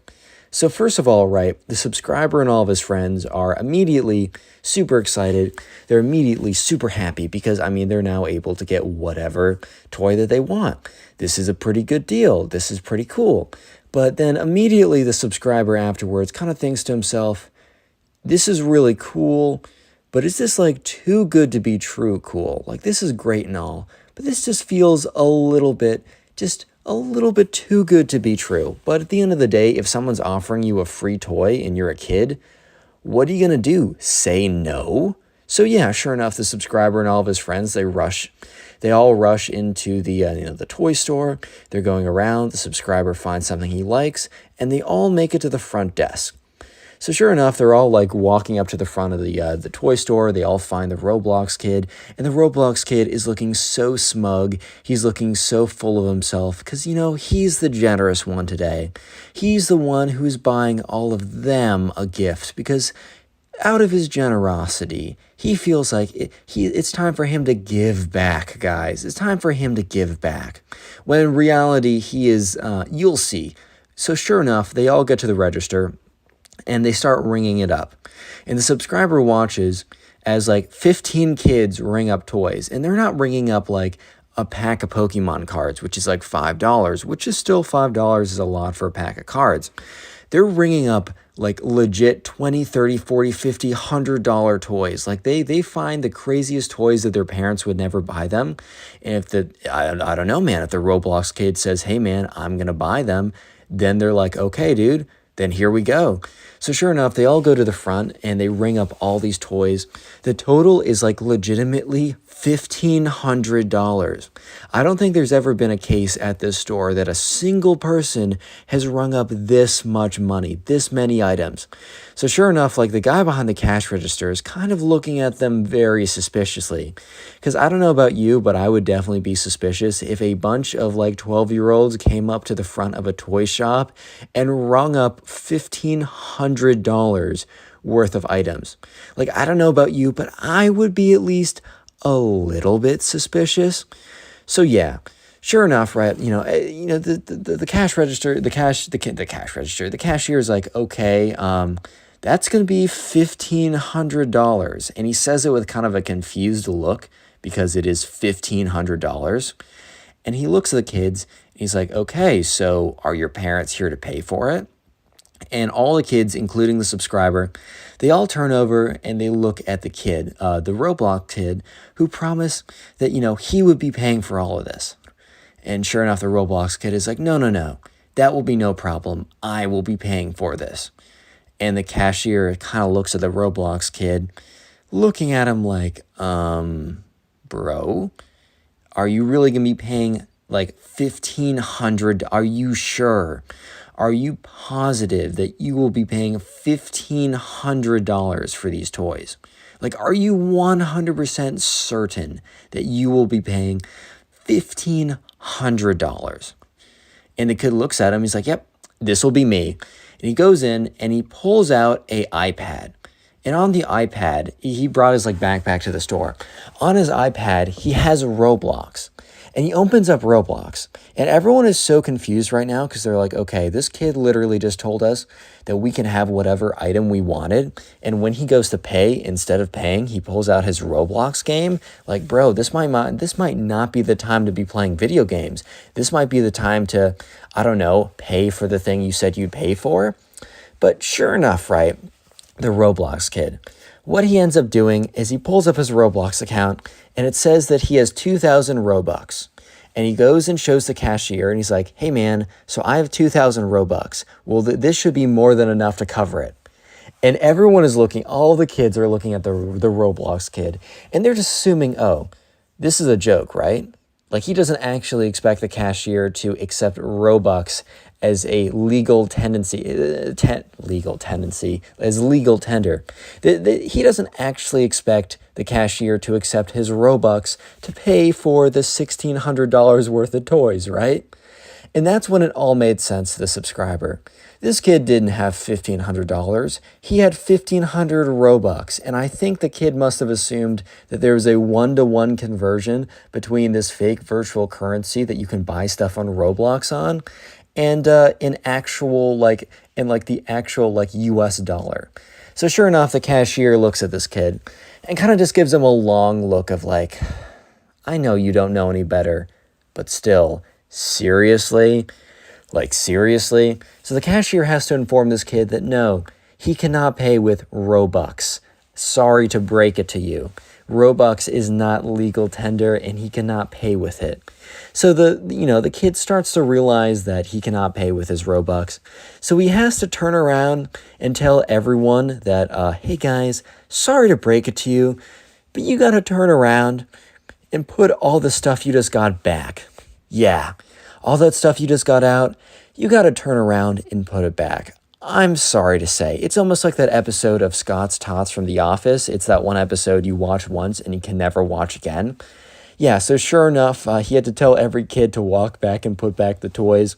And yeah, for the rest of the 20 minutes before the parents came and picked them up, it was mad silent because everyone was pretty mad at the kid. I think the subscriber wasn't that mad because he realized it was a genuine mistake, but everyone else was pretty mad at this kid, and it was pretty funny. But if you thought that this Roblox kid was crazy, you weren't ready for the next one. So this all started one day in class. So basically, for some reason, there was a discussion going on. And the discussion entailed, I don't even know how this conversation came up. The subscriber doesn't remember how this conversation came up. But basically the question of, is Roblox real or not? And basically, there is a kid in the class who we're going to call the Roblox kid, who's basically arguing with the teacher that Roblox was a country. So yeah, they were talking about countries, and they were going over countries in Europe. And the Roblox kid was convinced that Roblox, the game he played, was based on a real country in Europe. So anyways, they were going on the map, and the teacher's like, hey guys, does anyone want to come up to the board and like write down 3 countries that you know exist in Europe? So someone would come up and they would write, I don't know, France, Italy, Slovenia, I don't know, something like that. And that's when the Roblox kid went up and was like, I don't know, Italy, Germany, Roblox. So everyone looked at the Roblox kid and kind of gave him a double take of like, are you sure you meant to write that, bro? Like, are you positive?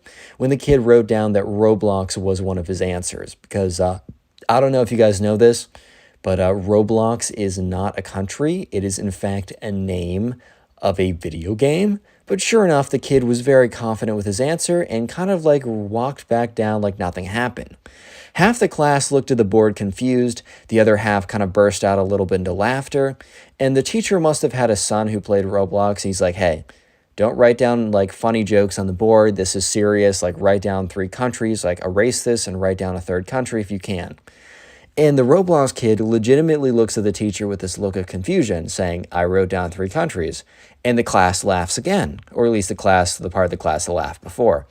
And the teacher's like, that's not funny. Like, Roblox is a video game. It's not a country. Come on now. I have a son who plays it. Don't think you'd be able to pull this a fast one beyond me. And the kid legitimately looks at this guy and is like, I don't know what to say. Roblox is a country. Like, I know it's a video game, but it's based off a real country in Europe. And the teacher is just looking at this kid, and the subscriber is just trying to realize the subscriber first thought this kid was like pulling a prank on everyone by just how goofy this was. But apparently, this kid legitimately believed that Roblox was a real country in Europe. So sure enough, the teacher and the kid have this back and forth that legitimately lasts like 5 minutes of Roblox is not a country, bro. And then the kid's like, dude, Roblox is a country. And then the teacher's like, Roblox is not a country last time I checked. And once again, the kid's like, no, Roblox is a country, and that is final, and that is a fact. And the teacher's like, no, it kind of goes back and forth like this for a while. And this is when the kid starts to get angry. And he starts yelling at the teacher, no, Roblox is a country. And at this point, the teacher's like, don't raise your voice at me. Look, you know what? How about this? If we go on the globe right now, because the teacher had a globe, like, you know, those like real life spinning globes or whatever. The teacher had a globe. So the teacher's like, you know what? All right, let's have a bet. If I go on here and I find that, you know, Roblox is actually on the globe, or if you can find Roblox is actually on the globe, then guess what? You get recess for the rest of class. And the kid's like, okay. And then like, what do you get? And the teacher's like, okay, if we look on this globe and we find that, Roblox is actually not a thing, not an actual country, then guess what? For the rest of class, you need to write up a paper about how you're sorry for wasting the classes and my time. And the kid is like, yeah, okay, get ready to lose, bud. This kid was so confident for some reason. And he goes up to the front of the class. And he goes up to the globe. And he's looking at the globe. And he goes over to Europe. And he's like, I'm pretty sure it's next to France. And he looks next to France. And sure enough, Roblox, the country, does not exist. So he's like, actually, I was just kidding with you guys. Roblox is right next to Germany. He looks next to Germany. He's like, Roblox is actually a Nordic country. And he goes up to like the Netherlands and Ireland, those places. He says like, actually, Roblox is a island off of, in the UK. It's off of Wales. And he looks over there and sure enough, Roblox is not an island off of Wales. He's like, Roblox is actually in Asia. And he's like, teacher, I totally messed up. So the Roblox kid looks at his teacher and says, teacher, I totally messed up. And the teacher's looking at him with this kind of smug look of, yeah, okay, bro, I know Roblox is not a real country. And the kid's like, so basically Roblox is actually in Asia. I'm sorry. Can I amend my bet? And the teacher's like, sure. Amend your bet to say that Roblox is actually a real country in Asia. Go ahead. So the kid is frantically looking all around Asia, and he doesn't find, he's like, actually, Roblox is a real country in Africa. My fault. The teacher's like, look there as well. And eventually, the Roblox kid, he doesn't say it's a real country in Australia or a real country in Antarctica or something like that, or North America. Eventually, the Roblox kid realizes that he's been wrong the entire time. And the Roblox kid sees that there's 10 minutes left of class. And he's like, I think this globe is outdated. And the teacher's like, nope, look at the date. And sure enough, the globe was bought 2 years ago. So the Roblox kid is starting to be in a stage of denial. He's like, no, you changed this globe last minute so that it wouldn't have Roblox, the country. And so the teacher's like, all right, well, we can use my computer and look up Roblox, the country. We can look up global maps that are updated daily and that I don't control. And if Roblox isn't there, then I win. And at this point, I think the Roblox kid realized that Roblox was not actually a real country, but he was just super stubborn. So he said, you probably just hacked the internet. And the teacher's looking at him. He's like, really? I hacked the internet? And this kid was just looking at the teacher. And this teacher was just looking at the kid, and they were just looking at each other. And the kid literally bursts out crying and runs out of the class. Click on the video on screen right now. I know you'll enjoy it. Just click it. Do it. So, spoiled kids are extremely annoying. They're super entitled. And today, a spoiled kid just starts getting away with so much and just is so annoying that he actually makes the teacher, who's been teaching for 15 years, quit their job. Yeah, this is a pretty crazy one, so buckle up, subscribe if you're new to the channel and enjoy story videos, and let's just jump right on into it. So we're going to call the subscriber who submitted today's story Luke. So anyways, in Luke's class, there was a kid who we're just going to call the spoiled kid, and they had a pretty major assessment that was coming up. So the teacher decides to put Luke and all the other classmates, including the spoiled kid, into small groups to review. So basically, they've had an entire week to study for this test. It's one of the major tests that will have a pretty big impact on the grade. So they're put into small groups to kind of just go over material, just kind of go over stuff that they need to do. And so they're in the small groups, and Luke happens to be put into a group with the spoiled kid. And the spoiled kid almost immediately starts, I don't know if it's bragging or just, I don't know what this is. I think it's bragging, but I'm not sure. He starts telling everyone in a bragging tone that he has not studied at all. So all the kids, including Luke, look at him a little bit confused and also a little bit concerned. Because this wasn't some easy class that you could kind of figure out. I think this was biology or something. It's one of those classes where it is really memorization based. And in maybe some, I don't know, other types of classes, you can kind of wing it. However, in memorization, heavy classes, it's a lot harder to wing it because it's less about common sense and more about information recall, which you can't really wing information recall unless you're literally attached to the internet through Elon Musk's Neuralink or whatever, right? So yeah, the kids in Luke's group with the spoiled kid kind of looked at the spoiled kid with this look of concern, and genuinely just concerned about him because they're like, bro, how are you actually going to make it through this exam? Because Luke and all the other kids in the class had actually been studying for this for a while. Because I think this was actually an AP class. I think this was AP high school biology, which is known for being a very difficult class. I mean, different classes, different schools can teach it at different levels of difficulty, but it is overall a very difficult class. So Luke pipes up and says, bro, you should probably start studying, for your own good and your own, success. You should really consider, studying, bro. You really should consider studying. And the spoiled kid looks at them and says, no, not have I only not studied, but I don't plan to study at all. And guess what, guys? I'm going to get an A, and I guarantee it. So all of them look at the kid like he's completely delusional, which I mean he is a little bit, but also he knows the thing that they don't know. His daddy's a big shot freaking lawyer, bro. Yeah, so basically the spoiled kid had a father who was a lawyer and was like one of the most successful lawyers in like their state. Like he was always like representing he was doing all these things, right? And he also ended up owning his own law firm. Like he was very powerful, very successful. And here's the thing, they're children of successful people, and sometimes they turn out to be, really great driven individuals who are humble and grounded, and they just happen to have more resources at their disposal.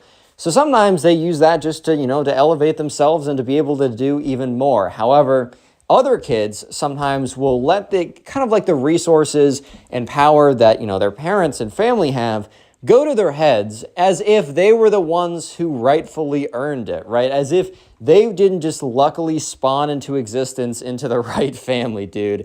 Yeah, so this sort of entitlement definitely followed around Luke. And unfortunately, the spoiled kid. And unfortunately, the spoiled kid's parents completely encouraged this type of behavior.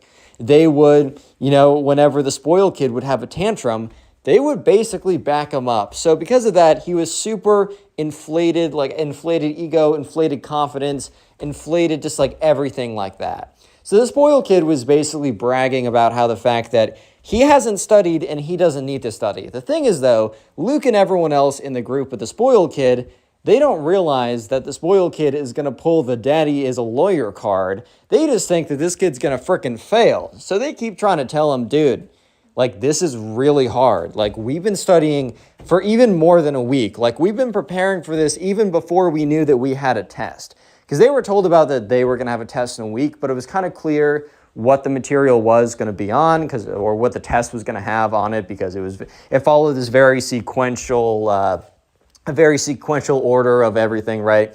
So a lot of them, including Luke, had actually just been reviewing after every single class, because not only this, they wanted to do well on the AP test too, and so it makes a lot of sense to review as you go along, not even just for tests. It'll make studying for the AP a lot easier. Have you guys ever taken an AP class in high school? If you have, let me know down below. I took a few, but anyways, right, so Luke is looking at this kid in this kind of like feeling of like, oh geez, bro's actually gloating about failing. Yeah, so little did he know that the spoiled kid had a trick up his sleeve. So anyways, after the spoiled kid brags about not studying and not planning on studying, but thinking that he was going to do super well, everyone in the group just assumed that, okay, we tried to warn this kid that this is a hard exam. He's not heeding our warning, so like at the end of the day, what can we actually do? Like, what can we actually do about it? The answer is probably nothing. So they decide that they're going to go ahead and continue on doing what they're supposed to be doing in the first place, which is studying for the big exam. So yeah, sure enough, they study for the rest of the period, and the spoiled kid just completely goes on his phone, not even paying attention. So in other stories, like the schools have been stricter about going on your phone. However, this school, it's kind of less enforced. There is a rule against blatantly going on your phone in class, or at least teachers are given the ability to enforce the rule really strictly. However, this teacher really did kind of abide by the, if you want to learn, you'll learn. If you want to like goof off or whatever, you can goof off. And especially since this is an AP test, it's like the teacher probably is thinking, if you don't want to study for the AP test that you're paying for and need for college, I mean, go for it. Like if you want to do all the studying on your own or like not pay attention to my class, like I'm not going to like force you to. So the spoiled kid was literally just on his phone the entire time while everyone else was preparing for the exam. So finally, the next day, Friday, comes in and it is the first exam. It's really difficult, or at least that's what Tom says. And even the people who put in a lot of effort, including himself, and studied, they did pretty tough. Like it was really hard. And by like the average was like a B-, which a B- is not a bad grade, but it's definitely like I'd say average grades for a lot of things are like B's, high B's, not really A's, not really C's, unless you're in like a college physics class or something. Hey guys, the average is at 24%. Congratulations, you all did amazing. It's not like that. This is still high school. However, let me just say that the spoiled kid was the very lowest score. So basically, the teacher goes on the board before handing out the tests and says, all right, guys, so before I hand back the test, I kind of just want to show you how this like scatters out. I know some teachers who do this, and it's always kind of interesting, but also a little humiliating if you learn that you actually did the worst. So he says, all right, so he goes on the board and he says, the high on this test was a 90, and the lowest score was a 12. And he said, and then he kind of like drew a kind of like, you know, one of those like bell curves, but he didn't do it like a standard distribution. He kind of like had the curve go way up around the 70 to 80 range. He said, okay, the majority of the test scores were in the 70 to 80 range. We had a few in the 50s, a few in the 60s, majority in the 70s, and a few and a lot in the low 80s. And 190, which was not 190, but 190%. He says that was the highest. So the teacher then goes ahead and walks around handing out the tests.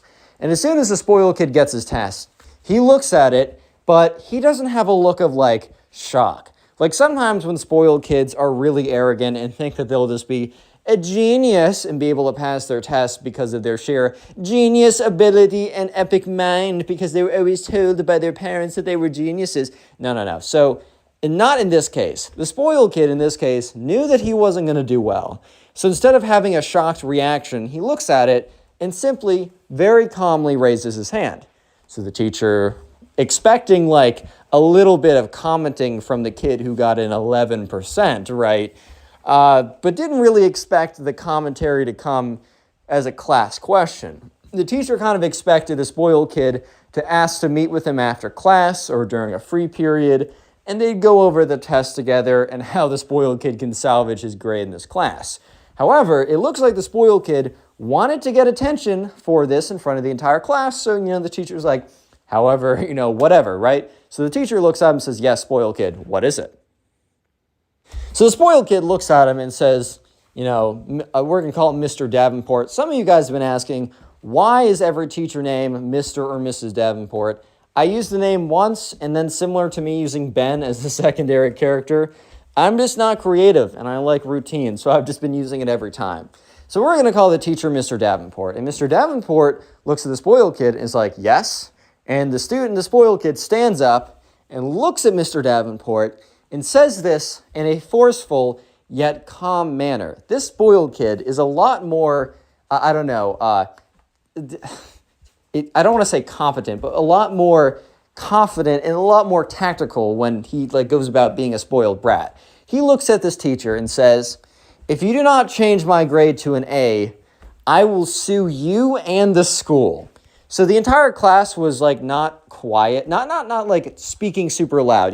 They weren't all talking, but what the light hum of kind of a little bit of talking, a little bit of movement that was present before this kid said that cuts out immediately, and it is dead, empty silence. So everyone is just kind of oh damn, did this kid actually just say that, bro?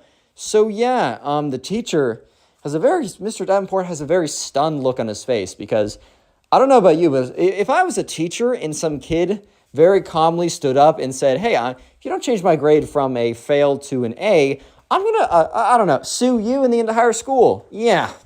So the teacher kind of laughs a little bit because genuinely, how do you react in a situation like this?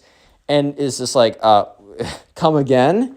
So the spoiled kid looks at him and says, yeah, I think you heard me the first time, but if you don't change my grade from an 11% to a 90%, basically from a fail to an A, I'm not only going to sue you, but I'm going to sue the entire school. And this school will come crumbling down.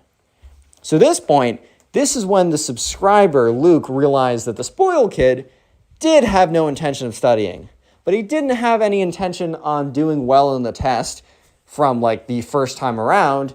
The spoiled kid had no intention of studying because he was going to basically threaten his way to an A. Look, there's a lot of strategies of doing well in high school. I do not suggest this one, guys. I mean, I don't know how many of you guys could pull this off. I know I certainly couldn't, but I really don't suggest this. Yeah, so sure enough, Luke and everyone else in the class, they're just oh my God, what did this kid just say? And, the teacher's looking at the spoiled kid, And the teacher, like the kind of like the smirk, laugh, smile the teacher had on his face, that wasn't really because he thought it was funny, but just because he was completely taken off guard, slowly dissipates as he realizes that the spoiled kid did just say what he thought he said, and also said it with completely seriously. So the teacher kind of makes his tone serious as well and says, I will not take such threats in my class. Like, you're going to sit down and nothing's about your grade is going to change. Like, you didn't put in the work, you performed poorly, and because of that, you threatened to sue me. Like, that's insulting. Like, just sit down. I'm not hearing anything else from you for the rest of class. So the class is like super silent as this kid sits down, as this is pretty crazy. Like, this is like, whoa, because this teacher was pretty chill. I mean, I don't know. He wasn't like, I'm going to be your best friend, but you kind of don't want your teacher to be your best friend. You don't want them to be so ridiculously out of touch that they like, I don't know, like that they can't actually like relate, or they make things really hard not realizing because they're just so out of touch. But you also don't want your teacher to be your best friend. Because, they're supposed to have a figure of authority over you. They're supposed to be your teacher, not your friend. However, while this guy was very chill, they've never seen him lash out at anyone. So it was pretty uncomfortable for them to see this, even though everyone agreed this was a totally justified response. Because I don't know about you, but if I was a teacher and some kid threatened to sue me, I don't think I would just be like, oh, okay, that's fine. That's a totally normal thing that normal people say. I think I would recognize how insane of a thing that was said just was. Like, I think I would, I don't know. I think I'd be upset as well. I don't know if you guys agree or disagree. You can let me know in the comments if you'd like. So here's the thing. Luke and everyone else in the class kind of assumed that the spoiled kid was pulling a massive bluff. They kind of assumed that the spoiled kid did not actually believe that he was going to be able to sue the school or that anything like that, or even try. So some people, not Luke, but Luke learned a little bit later on, but other people knew that the spoiled kid came from a really powerful lawyer-type family that owned a law firm, and his dad was specifically one of the top lawyers, whatever, in the state. But at the same time, they were just like, no way that his dad is actually going to go along with it. Like, even if the spoiled kid, right? The spoiled kid might say, I'm going to sue you. But at the end of the day, the spoiled kid is not going to sue the teacher nor the school. It would really be the parents who own the law firm, or sue them individually. Who even knows, right? And no one in the class thought that the parents would actually stoop that low. However, this is where they were wrong. Because, let's just say that the spoiled kid threatening to sue was not the most ridiculous thing. Sue. Sue is the secret word of the day. So if you made it this far into the video, comment Sue, which is S-U-E, down below in the comment section. I'd love to see how many people made it this far into the video. And while you're down in the comment section, make sure to check the pinned comment. In the pinned comment is a link to my Spotify account, in which I have all these story times uploaded on Spotify. So if you want to just listen to them as a podcast and help me out as well, go ahead and do that. And also in the pinned comment, final thing is there are two channels, one which I post meme kind of type videos, and the other one are story times, but they're specifically Reddit story time videos. If you can, go ahead and subscribe to both those channels and perhaps watch those videos. It would help them out a lot as they're a lot smaller, and your viewership goes a long, long way, especially whenever you're trying to start a new channel. So anyways, let's get back into it. So sure enough, basically what happens is the spoiled kid, his family gets in contact with the school. Yeah, so basically his family gets in contact with the school, and they, I don't know exactly how they do it. I don't know exactly what they say. There's no way that they actually say, hey, my son failed an exam because he's an idiot, but because we have money, we're going to threaten to sue you unless you change it back. They basically said probably something along the lines of some kind of BS, like, emotional damage, unfair, something, a bunch of other stuff, legal jargon, basically saying that we're going to drag you through the mud because we have the money and resources too, but we'll totally let this go if you make things right with our son. Correct his emotional damage by forcing an A in the class, right? So the thing is, the teacher, this is literally the worst news ever, and it is delivered to the teacher in the worst way possible.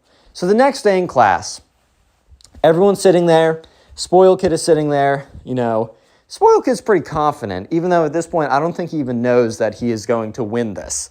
Yeah, guys, the spoiled kid actually wins for once, which is terrible, I know. And so the teacher is midway through teaching something about biology. I'm not sure what he's teaching. I took biology such a long time ago, man. I think it was a good class. But anyways, one of the faculty/staff members walk into the room. They say, hey, Mr. Davenport, can I just talk to you for a second? And Mr. Davenport's like, okay. Mr. Davenport walks outside, has a conversation. So the thing is, the subscriber Luke doesn't 100% sure know that this was a conversation exactly when Mr. Davenport learned the truth. Or not the truth, but what he had to do. But either way, he eventually learns. However, when Mr. Davenport walks back into the classroom, he is very clearly a little bit shaken up and also quite a bit angry/upset. Because either he was just told, or I don't know, maybe he was informed that he really had to. He thought it was a joke.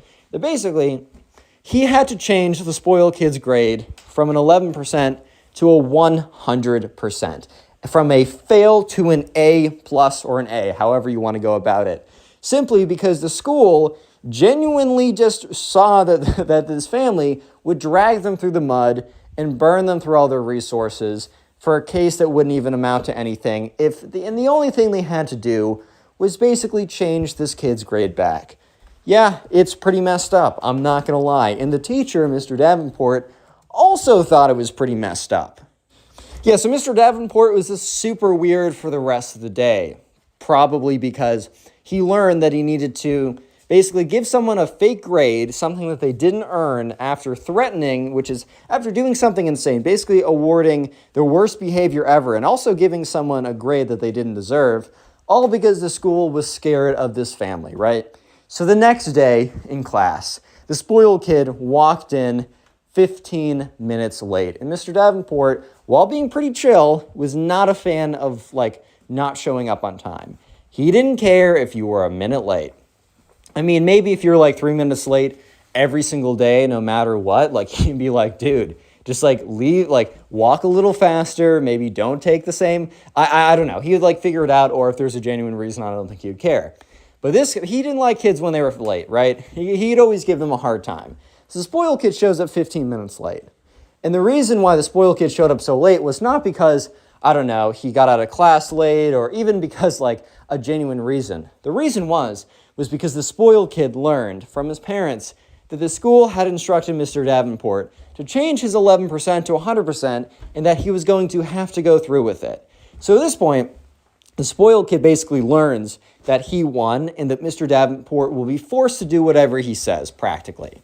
So the spoiled kid walks in 15 minutes late. Mr. Davenport turns to him and says, why are you 15 minutes late? The spoiled kid says, I didn't feel like coming here on time. I come on my own schedule. And Mr. Davenport's like, no, that'll be deducted from your grade. You got to be showing up on time. You can't be showing up 15 minutes late. And the spoiled kid's like, I don't know, Mr. Davenport. I kind of think I can do whatever I want. So yeah, he sits down and Mr. Davenport is very, very obviously very angry and steaming. However, he also seems a little reserved, a little bit held back. And Luke has no idea that the school has told Mr. Davenport that he needs to change his grade. So at this point, Luke is massively confused because he's like, wait a minute, this kid just blatantly disrespected Mr. Davenport. And he looks and sounds extremely angry, but he didn't pursue this. This makes literally no sense. So Mr. Davenport just starts teaching, tries to get through it, and that's when the spoiled kid basically just keeps taunting him. Spoiled kid raises his hand, because Mr. Davenport asks a question. And the spoiled kid raises his hand and says, doesn't really matter for me, might matter for those guys. I don't know the answer, and I don't really care. And everyone in the class is just so confused by this answer. They turn around and they look at him. They're just like, what? And then after turning around and looking at the spoiled kid, they immediately turn to Mr. Davenport because they're like, oh my God, Mr. Davenport's going to chew him out again.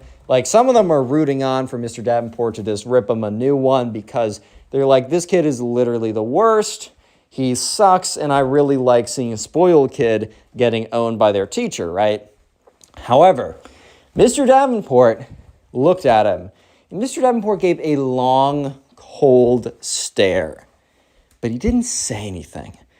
And Luke was so confused. Luke was going to learn the truth in a couple of minutes. Stick around, as Mr. Davenport does kind of blow up on him in class. It's very entertaining. But anyways, Luke is just really confused at this point. He doesn't know what's going on, and he's like, what? Like, why is he putting up with this? So finally, the spoiled kid, after Mr. Davenport goes back to teaching again, the spoiled kid basically breaks the last straw. It's the last straw that broke the camel's back at this point. So the spoiled kid just starts playing a video on his computer. So kids weren't even really supposed to have their computers out, but for some classes, you bring a computer in, and for other classes, the teacher would be like, hey, can you not have your computers out? And biology was one of the classes where the teacher asked very nicely, like, don't have your computer out. We don't have any need for it. And I know it's just going to be a distraction. Because let's be real, guys. If you have your computer out in class, if you're not playing Jump or the dinosaur jump game or Slither.io, or if you're not just like doing stuff on it, bro, what are you doing on that computer? I guarantee you, bro. I sometimes sit in the back and I have a full perspective of everyone's computers. No one is doing what they're supposed to be doing, which in most cases is just paying attention. They're not paying attention, bro. If I'm a teacher, those computers are shut. Because I know for a fact, no one's paying attention to me if their computers are open. That's kind of how it goes. But the spoiled kid not only takes out his computer, but he starts really loudly watching a movie. Like you hear the 21st Century Fox thing, like the da-da-da-da, like very loudly. It's very clearly a movie. So the whole class turns around again and sees the spoiled kid put his feet up on his desk, recline back, and literally opens up his backpack and pulls out a thing of popcorn. Yeah, the spoiled kid was planning his moves to be as disrespectful as possible. He literally popped popcorn in advance just so that he could be disrespectful to Mr. Davenport. Yeah, I'm not even kidding here. So at this point, Mr. Davenport stops what he's doing, and he asks nicely, like, spoiled kid, could you please not play a movie in class? And once again, Luke and everyone else in the class is like, huh? Like, why is Mr. Davenport not going in? Like, he would go in on anyone else, and some of the kids were probably getting a little bit mad. Like, what is this special treatment to such a jerk of a kid, right? And the kid's like, nah, I don't think so. And he literally just continues to watch, and he pops more popcorn. And that's when Mr. Davenport just freezes. He doesn't say anything for literally 60 seconds. I think Mr. Davenport was really thinking, and what I'm about to do, is it really worth it? And eventually, Mr. Davenport came to the conclusion, yes, what I'm about to say is worth it. So Mr. Davenport takes walks over to his desk, has all these papers on it, and literally swipes all the papers off angrily and forcefully. Papers go flying, and as he does it, he says, I'm done. And the whole class is like, oh my God. He's like, that's it. I quit. Mr. Davenport has been a teacher for over 10 years. And one thing that the kids don't know about Mr. Davenport is that he isn't like a lot of teachers.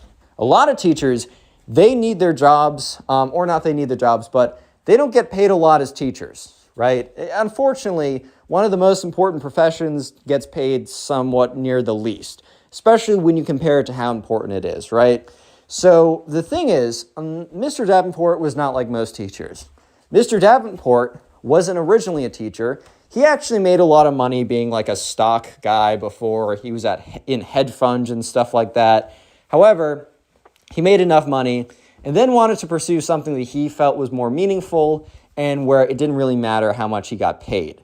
And that happened to be, teaching. So Mr. Davenport was actually like a multi-millionaire, right? And he happened to work with the spoiled kid's dad. So he knows all about it, right? So Mr. Davenport, at this point, is really just teaching for fun. However, this recent thing that happened, which having to give a kid a false grade and letting him boss him around was a little bit too much. And Mr. Davenport decided that it wasn't worth it. So the whole class is completely silent because Mr. Davenport just slammed all the papers off his desk and screamed that he quit, which is pretty crazy. Yeah, so that's when Mr. Davenport decides to go in on the spoiled kid. So the spoiled kid kind of straightens up his back, takes his feet off of his desk, and pauses the movie because Mr. Davenport has gotten his attention to say the very least. So Mr. Davenport starts walking in on the spoiled kid. He's like, everyone, I want you to know something. This kid's family threatened to sue the school. That if I threaten to sue the school unless I change his grade from a pitiful 11% to 100%. And guess what? One of the faculty informed me that I needed to do this. And so everyone's like, oh my God. So everyone starts freaking out. They're like, oh my God, right? And the spoiled kid has a little sense of like arrogance and smirk or whatever. And that's when the teacher goes in, Mr. Davenport's like, spoiled kid, you're so confident. You're so full of yourself. It's like, do you really believe that you've done anything? And the spoiled kid is like, my family, ... whatever. But Mr. Davenport catches him off. He says, yeah, your family, not you. You've done nothing. You've achieved nothing. And everything in your life is not because of you. You've contributed nothing. You're a little leech who's digged his little fangs into the side of our society and sucked it dry. And the spoiled kid was like, whoa. Because the spoiled kid had never been spoken to like that before. And the spoiled kid's like, I don't think who you're messing with. And the teacher screams back at him, because remember, this teacher used to be a super successful, hedge fund millionaire, whatever, and he's kept his identity pretty low key. However, he's also still kept up in the world. The teacher screams back at him, I don't know who you think you're messing with. Spoiled kid did not know this, right? So the teacher goes on to say, class, I'm sorry. I cannot do this anymore.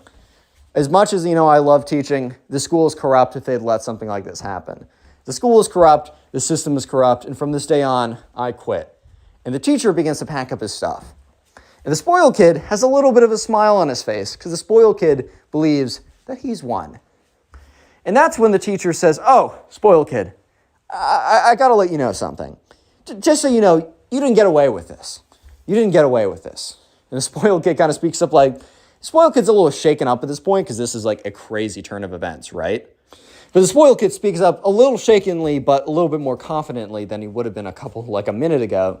He's like, how did I not win this? I got my A and you quit. And the teacher's like, spoiled kid, do you think I've been a teacher for my entire life? And the spoiled kid's like, yeah. And he's like, no, there's some things you don't know about me. I never had to be a teacher in the first place. In fact, and he's like, you know what? Might as well let it all go. I'm no longer a teacher after this point, so it doesn't matter. I, in fact, am a multi-millionaire. I used to live a completely different life, and I left it all, and I left my job behind to pursue teaching. I haven't needed to teach a single day, but I came in every single day to do so. And he looks at the spoiled kid, and he's like, you know what also? You know what happened when I worked in the world of finance and business? I met a lot of people because we consulted with a lot of really big organizations. And some of these big organizations were schools. In fact, I've met with almost every board of a pension fund of every major college in the United States. And at this point, the spoiled kid's like, uh-oh. And the teacher's like, I just want to let you know something. I will individually reach out to them and let each and every one of the colleges know who you are, what you stand for, and what you've done. And I guarantee you, it doesn't matter what SAT score your parents pay for, it doesn't matter what extracurriculars that you make up, it doesn't matter what other fake grades you get from bullying other teachers, you will not get into any of those schools. And for once in your life, you will get into a school, you will get something that you actually deserve, my friend. And with that, the class is dead silent right now, because this is like the most mic droppiest mic drop of all freaking time. And so he walks back, the teacher walks back, closes up his suitcase, clicks it, walks out the door. The kids are literally silent for the last 10 minutes of class. How's it going, everyone? Today we have a story time of probably one of the most spoiled kids on planet Earth. You guys probably know that kid who's pretty spoiled or entitled, but take that kid, imagine him, and make him twice as worse, and that is the spoiled kid we have today. So subscribe if you're new, and let's just jump right into it. So we're going to call the subscriber James, who submitted this story. So anyways, James was on a class trip, and in this class trip, they were going to a kind of like a museum type thing. It was something that they would do every single year, or at least the fourth grade would do every single year. So James and his classmates were pretty excited for this, as it was a pretty big deal. So yeah, anyways, they get onto the bus, and you already had like assigned seats just so that everyone would be organized or whatever. Because whenever you have like a really long like trek out or whatever, like it's going to be a lot of cases where the school just wants to be as organized as possible so that they don't, lose anyone. And because of this, you not only had assigned seats, but you also had an assigned buddy that you had to spend the entire time with. And because they wanted everyone to be with their buddies or whatever, just to keep people together. So Jack, the subscriber who submitted this, right, he was really hoping that, because he was really chill with the majority of people in the class. However, there's this one kid who we're going to call the spoiled kid, who is just known as being a really entitled jerk. And Jack was like, oh God, please don't put me with this kid. Whatever you do, put me with someone else and don't put me with this kid specifically.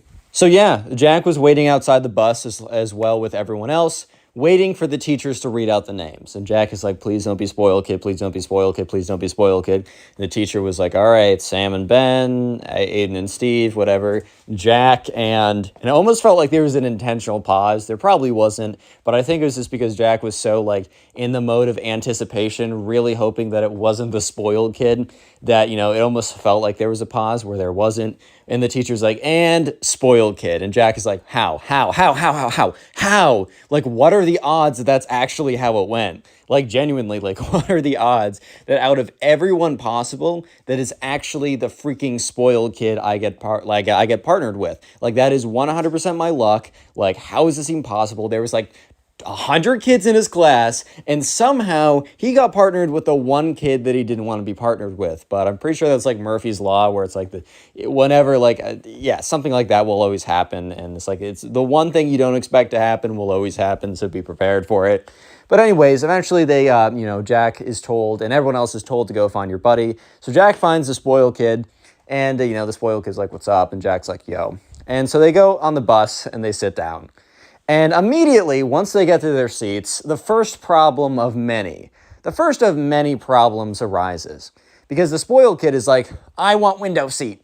And, the thing was, Jack was in front of him, so it was just easier for Jack to slide in. And it also didn't really matter. And Jack wouldn't have really cared if the spoiled kid was like, hey man, can I have the window seat? Like, that'd be totally fine, right? Who cares? But it's the way that the spoiled kid was like, give me the window seat now! Just so unnecessarily rude and aggressive, really for just a 20-minute bus ride for who has the window versus aisle seat. Like, it was so dumb. So anyways, Jack's like, whatever. So he steps aside, and the spoiled kid, pushes him on his way to get to the seat. Like, he literally pushes him, bro. So Jack is immediately already knows that this is about to be quite something, to say the least. Like, Jack already knows that this is about to be quite the adventure he's about to go on, or the experience, I should say, because the spoiled kid is continuing to be a spoiled kid, right? He's continuing to do what spoiled kids always do. And so the kid is sitting there, and he takes out his phone. And the one thing, a pretty strong rule, was no one was allowed to have their phones. No one was even allowed to really have their phones on them. They had to be zipped away in their backpacks. And you could turn it on so you could hear if you were getting a phone call, because I don't know, maybe your parents need to contact you, maybe there's an emergency. But really what should happen is the parents contact the school that contacts the teacher that contacts you. But whatever, right? So the spoiled kid was on his phone playing some video game or something. And, that's when he gets bored of the video game, and Jack is talking to some of the people, right? Some of the classmates. Because when you have the aisle seat on the bus, it's a lot easier. I don't know if you guys experienced this, but whenever I got the window seat, it was very difficult to talk to people, because you'd either have to turn around, which is uncomfortable, and talk to the person behind you, or you talk to the person in front of you, but they would have to turn around, and most of the time you don't want to do that. And the people that are across from you, you're kind of blocked by the person sitting on the aisle. So when you sit on the aisle seat when you're taking a bus, it's just so much easier to talk to a lot of people. So remember, the spoiled kid demanded that he had the window seat. He demanded that he got the window seat.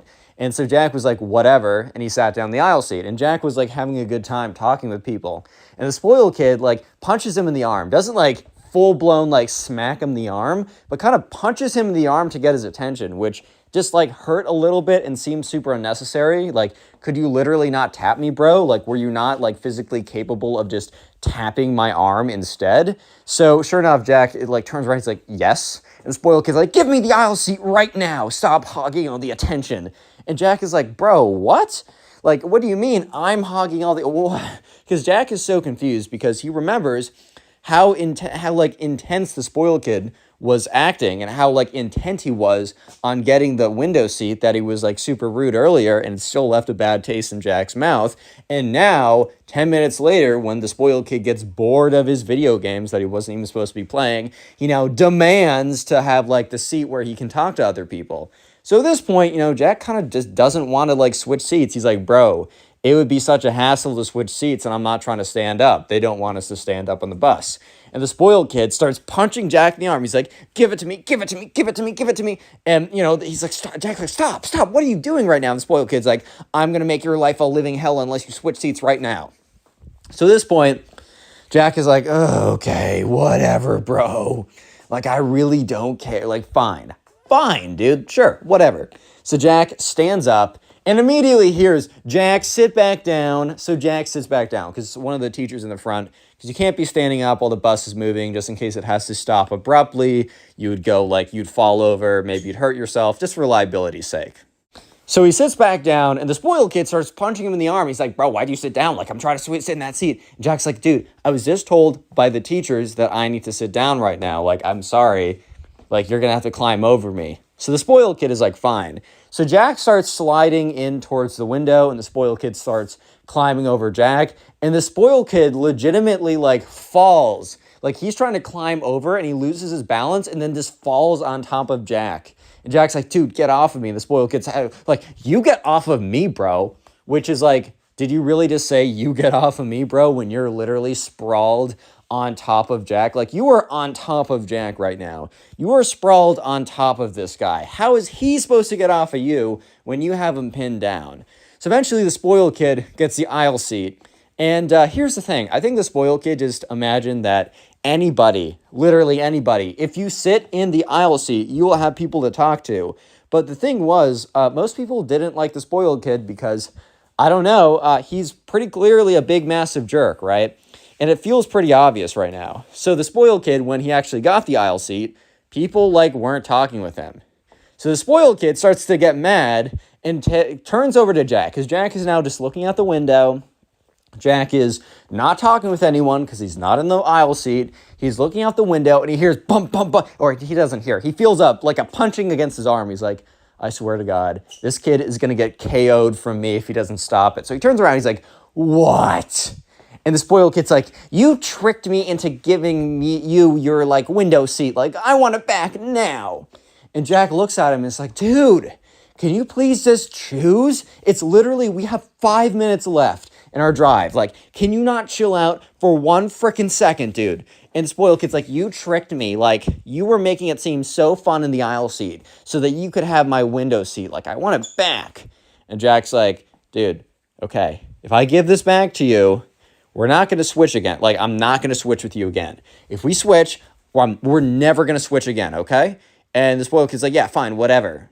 So when Jack and the spoiled kid finally switch seats, Jack gets back to sitting, right? And he sits there, and remember, now the people that are sitting in the aisle, they see that Jack is sitting there, so they're like, oh, we like this guy. So they start talking to him again, and the spoiled kid starts to get super angry, and he taps Jack again. He's like, dude, why did you trick me again? And Jack turns around and is trying to keep his rage together, because I don't know about you, but I would be pretty angry myself as well. But Jack is like, what do you mean now? And he's like, dude, like, you tricked me again. Like, we gotta switch. And Jack's like, no, I'm not gonna switch. And so the spoiled kid's like, starts punching him. He's like, like, we gotta switch now. And Jack literally just clocks him in the arm as hard as possible. And the spoiled kid's like,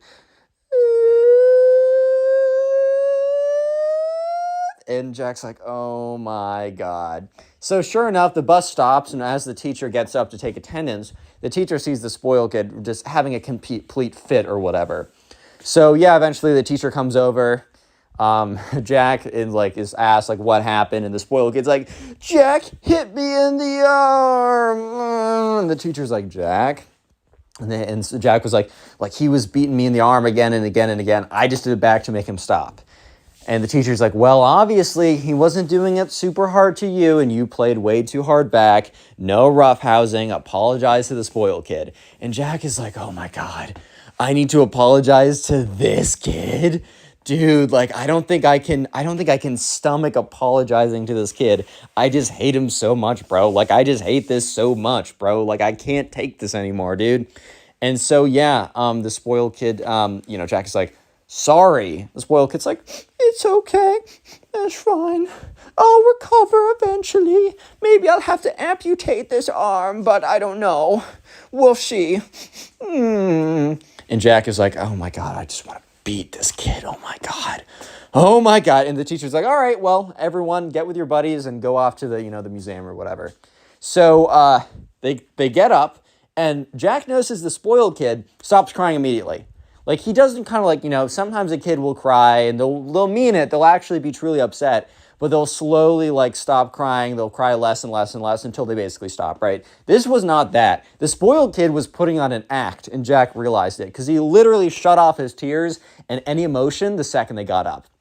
The second the teacher walked away, he was a totally different kid. Yeah, so tears is the secret word of the day. So if you made it this far into the video, comment tears down below. That'll be the secret word. I want to see how many people made it. And while you're in the comment section, check the pinned comment. There's a link to my Spotify page where you can listen to these stories on Spotify as podcasts. As well, there are 2 links to my 2 other channels that very soon I'll be posting daily on, so please subscribe to them. It will help me out. And if you're listening on Spotify, please rate 5 stars on the main page. And anyways, let's get back to it. So sure enough, the spoiled kid and Jack, they start walking into the museum. And I wasn't told exactly what type of museum this is, so let's just say that I don't know, it's a history museum. That's a pretty common type of museum because museums are like historical or whatever. Right? Some type of like historical museum, whatever. And this was a pretty popular museum. Like a lot of people would come to go see it. So when Jack and the spoiled kid were walking in, Jack hears the spoiled kid go, oh my God. And Jack's like, what? And he turns around and the spoiled kid looks like he just saw a freaking ghost. So Jack is actually kind of curious. He's like, dude, like, what is it? He's like, look at all those people. What? Look at all the diseases they must have. And he like points at them. And Jack's like, what are you talking about? He's like, the lower classes, they're everywhere. And Jack's like, wait, what? He's like, yes, the lower incomes. They're all around me. I might catch their disease and be like them. I can't have that happen. Oh. And Jack's like, dude, shut up. Like, what are you saying? He's like, don't say shut up to me. I'm worried for you too, Jack. Even though you're probably one of the poors anyways. But you might become more like them. And Jack's like, dude, shut up. Oh my God, please. So the spoiled kid was like, Jack, I need you to tell me. You're around the poors all the time, and you are one as well. Will they eat me if they see me? And Jack's like, dude, shut up. What are you even saying right now, bro? Huh? And he's like, the poors, I think they want to eat me and take all my stuff. And Jack's like, dude, shut up. And he just like grabs the spoiled kid and drags him in. The spoiled kid's like, no, Jack, no, you're betraying me. No. Eventually they get in. I think the spoiled kid realized that the quote unquote poors are not going to eat him. And he's like, oh, I'm safe for now. They must think I'm one of them. Oh, gross. And Jack's like, dude, shut up. Oh my God. Yeah, so Jack kind of realized that being with the spoiled kid was going to suck, but like he didn't realize it was going to be this bad. Like he knew it was going to be bad, but he's like, he didn't expect it to be this bad. Like this is a whole new level of terrible. Like this is a whole new level of, oh my God, like damn, bro. Like it gets this bad? Yeah, so anyways, they're walking around the museum or whatever, and the spoiled kid starts touching something. And in the museum, you're not really allowed to touch stuff. At least in a lot of cases, there'll be signs being like, hey, can you please not touch the whatever exhibit? Like, you're just not supposed to. And the spoiled kid is just freaking full-on gripping this thing, right? He's just, like, feeling it or whatever. God, don't take this out of context. He's just, like, let's say it's a rock. Let's say it's a historical rock or something. He's just, like, feeling this historical rock or whatever, gripping the historical rock. I'm going to shut up. And anyway, so one of the people who work at the museum comes over, is like, hey, buddy, can you not touch it? And the spoiled kid is like, what do you mean I can't touch it? Like, I get that, like, the masses can't touch it. And he's like, but I'm VIP. And the guy working in the museum is like, sorry, no one can touch it. Like, I can't really touch it either. Like, I'm not supposed to. I'm just supposed to tell people that they shouldn't be touching it, right? And the spoiled kid's like, no, I don't think you understand. I'm actually VIP. And the guy's like, no, I don't think you understand. Like, first of all, there is no VIP here. He's like, no, you don't understand, bro. I'm VIP. I'm VIP. I'm a spoiled kid. I'm the best. And the guy's like, sorry, there's no VIP. That's not a thing. And also, even if you were, you would not be allowed to touch the historical things. Like, that's just not a thing. Like, we don't let anyone do that. It's like it's kind of the protect the integrity of it. If too many people touch it, it'll kind of like rub down. It won't be as like nice as it was. And also, like, if one person like touches it too hard and breaks it, like, we want to make sure that everyone can enjoy it. So please don't touch it, right? Yeah. So the spoiled kid doesn't like most spoiled kids. He doesn't take no for an answer very well. So the spoiled kid is like, what are you saying right now? You're saying I can't. You're saying no. He says, you know what? Well, then, mister, I'm actually gonna take it. So the spoiled kid literally picks up the rock out of like the exhibit thing or like the museum thing and grabs onto it. Okay, so that's when the security guard's like, all right, we gotta take this seriously. So basically the security guard takes the thing out of his hand, puts it back, and says where like your like parental figures or whatever. So Jack is like, okay. So Jack like calls over one of the teachers. The security guard explains that, you know, the spoiled kid can no longer be in the museum anymore. Like, he's caused too much of a ruckus. He needs to be removed, and says, like, as long as he isn't in the parts of the museum where there's actual exhibits, it's fine. So, yeah, the teachers are like, oh, geez, because they can't drive him back personally. So they're like, hey, can we just plop him in the gift store? And the guy's like, yeah, that's fine. And so Jack is like, okay, well, that sucks for him. Haha. And Jack's about to walk away. And the teacher's like, Jack, where are you going? And Jack's like, wait, what? And the teacher's like, yeah, Jack, I mean, you're his buddy. I'm sorry to say, but you have to stick with him at all times. And Jack's like, no, dude, what? Yeah, so, yeah, unfortunately, Jack now has to stay with the spoiled kid in the gift store for like the next hour because the spoiled kid is just an idiot and can't keep his hands to himself. So Jack is walking to the store with the spoiled kid, and it's like dead silent for a second because Jack is like really upset. And the spoiled kid's like, after like a little bit, tries to break the silence. He's like, dude, can you believe them, bro? Like, that's actually so crazy, dude. Like, I can't believe that they would like so unrightfully throw me out. Like, that's crazy, dude. Like, that's unheard of, bro. And like, Jack just kind of looks at him, just kind of gives him this look. Because he's like, of course the spoiled kid would refuse to take accountability for his actions. Of course, the spoiled kid would believe that actually everyone else is in the wrong and he's in the right here. Because, oh yeah, it makes a lot of sense that he would be allowed to literally pick up the things that are like on display that no one is allowed to touch and they're only allowed to see. Yeah, it makes a lot of sense for him to be allowed to pick it up and mess with it and be totally fine. And Jack just kind of looks at him and gives him this look and then keeps going. The spoiled kid's like, bro, do you not agree? Like, do you not agree with me? Like, bro, what? And Jack looks at him and is like, dude, you're going to go in one side of the store and I'm going to go in the other side of the store. Just because I have to be in the same room with you doesn't mean I have to be next to you. Doesn't mean I have to deal with you any longer. He says, you go to that side of the gift store. I will be on the other side at all times. We're in the same place, but I don't want to deal with you anymore. So Jack basically storms off, which I totally understand. I feel like if I was in this position, I'd be pretty angry too. I might just like, I don't know, I might just suck it up because I'm not the most confrontational person ever. So I might just be like, or whatever, and like just deal with it. But I totally understand why Jack wants to kind of distance himself from the spoiled kid because, yeah, I can't really blame him. The spoiled kid is not being the best right now, right? So here's the thing. I guess the spoiled kid, I mean, we all kind of know the spoiled kid's worldview is pretty messed up and is really weird. And it's like, the spoiled kid's insane. But apparently, he also believes that paying for stuff is for poor people. Which, yeah, I'm going to repeat myself. Paying for items is for poor people. So, yeah, I think the spoiled kid for some reason believed that he was like, it would be totally big chillin' if he was to steal stuff from the store. That he could just pick stuff up, and since he was so VIP and like exclusive and like the best guy ever, the smartest, wealthiest, most handsome, whatever, that he would just be allowed to like just steal from the stuff from the store practically.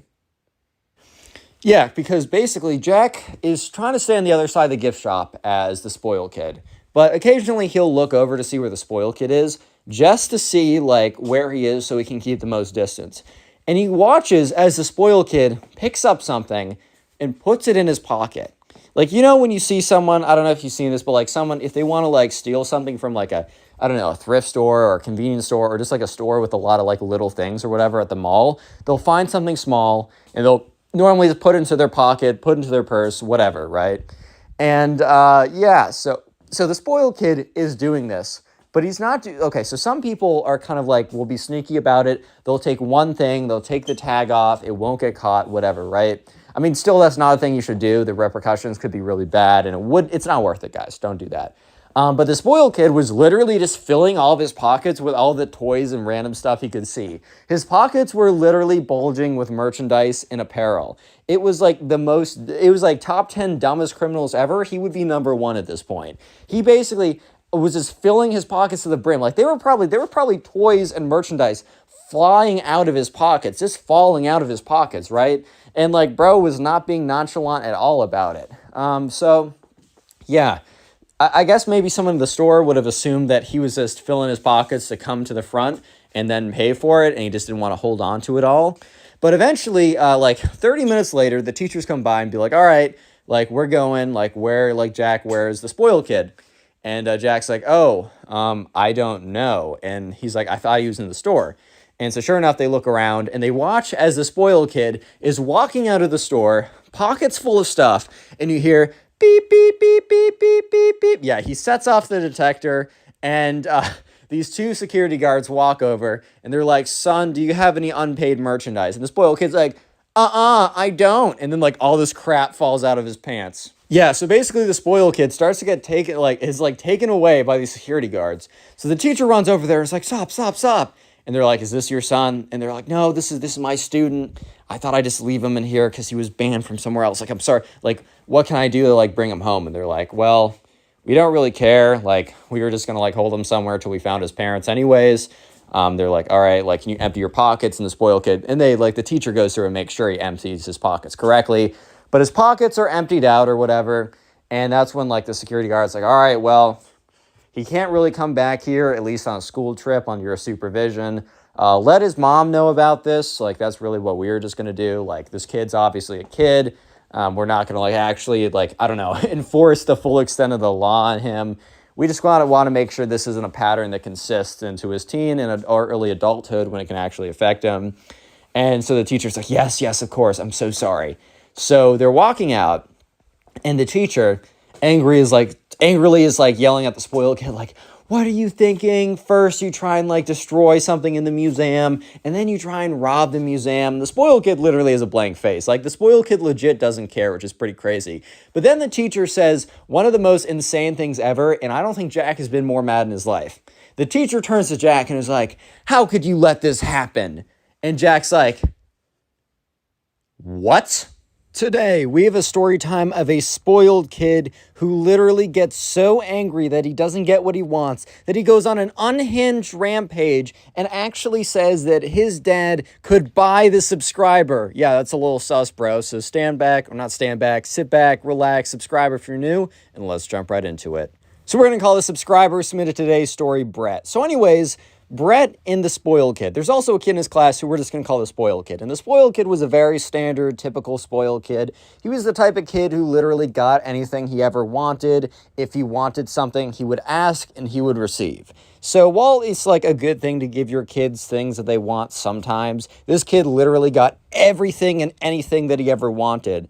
So he kind of had this bit of entitlement in which he believed that he was actually deserved everything ever, and like that he actually did deserve to like receive everything. So when he didn't get something, that just didn't make sense to him. So here's the thing. There's a girl that both Brett and the spoiled kid were both very into. And we're going to call her Caroline because that's kind of becoming the very standard girl name I've been using. So anyways, Brett had a thing for Caroline. The spoiled kid had a thing for Caroline. However, the spoiled kid was known as being a big jerk. And Brett was actually kind of he's a chill guy, was, very talkative, not very talkative, but like could hold a good conversation. And the spoiled kid and Brett would basically duke it out. And this is how it goes. So anyways, almost everyone knows about this little quote-unquote rivalry they have. Even the girl, even Caroline knows. And she is actually trying to make up her mind. So, at this point, Caroline's in a pretty good position because she's like, well, I got suitors. Like, I got a lot of guys fighting for me right now. And so anyways, she kind of is just like kind of sitting back and seeing what they do. It's pretty clearly that she's leaning towards the Brett over the spoiled kid because the spoiled kid is kind of a jerkwad. But let's just jump into their first interaction. So anyways, they're sitting down at lunch, and Caroline is sitting there with her friends. And basically what happens is, she gets up to go and get more food. So Brett is sitting with his friends, and they're talking about, like, oh, man, like, how's it been going with Caroline, right? And he's like, oh, actually, pretty good. We've been talking a little bit. I got her Snapchat or whatever. And they're like, oh, but, like, you've heard that, like, spoiled kid is trying to go for her, too. It kind of became, like, a thing around the school to talk about, oh my God, who's going to get Caroline? All that kind of stuff, right? Like, oh, it's going to be so crazy. Who's actually going to get it? And, so sure enough, Brett is he's a little worried, but at the same time, he's not crazy worried because it is the spoiled kid at the end of the day. So, but the thing is, though, Brett and his friends are sitting at the table and they watch as the spoiled kid walks up to where Caroline is in line. So they start to realize that, okay, looks like he's up to something. So the spoiled kid walks up to Caroline and he walks up next to her close enough that she can see him and she can see whatever he's doing. So he walks up to Caroline and he goes, oops, and he takes out like his wallet and throws it on the ground. And intentionally, he wanted to make sure that the dollar bills in his wallet would spill everywhere. So, like, literally, like, $100 bill floats out of his wallet. Remember, this is a spoiled kid. If he wanted money, he could get money. If he wanted something, he could get something. He could literally get anything. So he kind of feels as if he's a little bit entitled to Caroline, which, guys, don't feel entitled to someone, bro. That's crazy. But he's trying to flex right now by having a $100 bill spill out of his wallet. So Brett and his friends notice this, and Brett's like, does he really think that that's going to get her? But Brett in the back of his mind's like, dang, like, what if Caroline actually falls for this, bro? Like, what if she's allured by I don't even know what she'd be allured by, but what if she's allured by something, you know what I mean? And so Brett and his friends are like, dude, like, that's not going to work. So Caroline sees this, and she kind of looks like, I don't know, she's not, like, intrigued by this, bro. Like, I think she's, like, kind of some character, right? So she sees this, and she's like, oh, well, this is a really lowbrow move. Like, he's just trying to be like, oh, I have money, so you should like me, bro. But in this spoiled kid is like, oh, my God, how did this fall out of my how did this fall out of my hands? I'm so clumsy, ha, ha, ha. Like, it's so cringe and lame and weird or whatever. And Caroline notices this and is like, ugh, like, like, this kid is weird, bro. Like, he's really out here trying to flex, like, the $100 bill that his parents got him. That's the thing, too. Like, I can understand flexing is always a little obnoxious, but I can understand being like, hey, I'm financially secure, especially when you're later on dating, because that's definitely like something that's nice, like going into a relationship with someone financially secure, that's something maybe you don't need to worry about. But bro is literally in like 8th grade flexing a $100 bill that his grandma probably gave him for his birthday. Like, bro, that's just simply not a flex. And so the spoiled kid picks up and is like, oh my God, I can't believe this $100 bill fell out of my wallet. Like, oh my God, this is so crazy. Looks directly at Caroline, like waves the $100 bill around. Oh my God, it's going to fall in my hands again. And he like drops on the floor. Oops, my $100 bill fell out of my hands once again. Yeah, so Brett notices this and is like, dude's going way too hard. And he's like, oh my God, the $100 bill, it's on the ground. And the spoiled kid goes down to pick it up and is like, oh my God, it's so much money. And believe it or not, guys, this is actually not an attractive thing to do. This is not going to woo Caroline over. Spoiler alert. She's not going to be like, oh my God, his grandma gave him a $100 bill. I love you now. Like, bro, that's just simply not how it works, dude. I don't know how else to put it. That's just not how it's going to work. So yeah, sure enough, Caroline just kind of watches this, kind of is like, ugh, whatever, right? And the spoiled kid moves on. So the next day comes around, and so Caroline is in the hallways, and she's hanging out with her friends or whatever.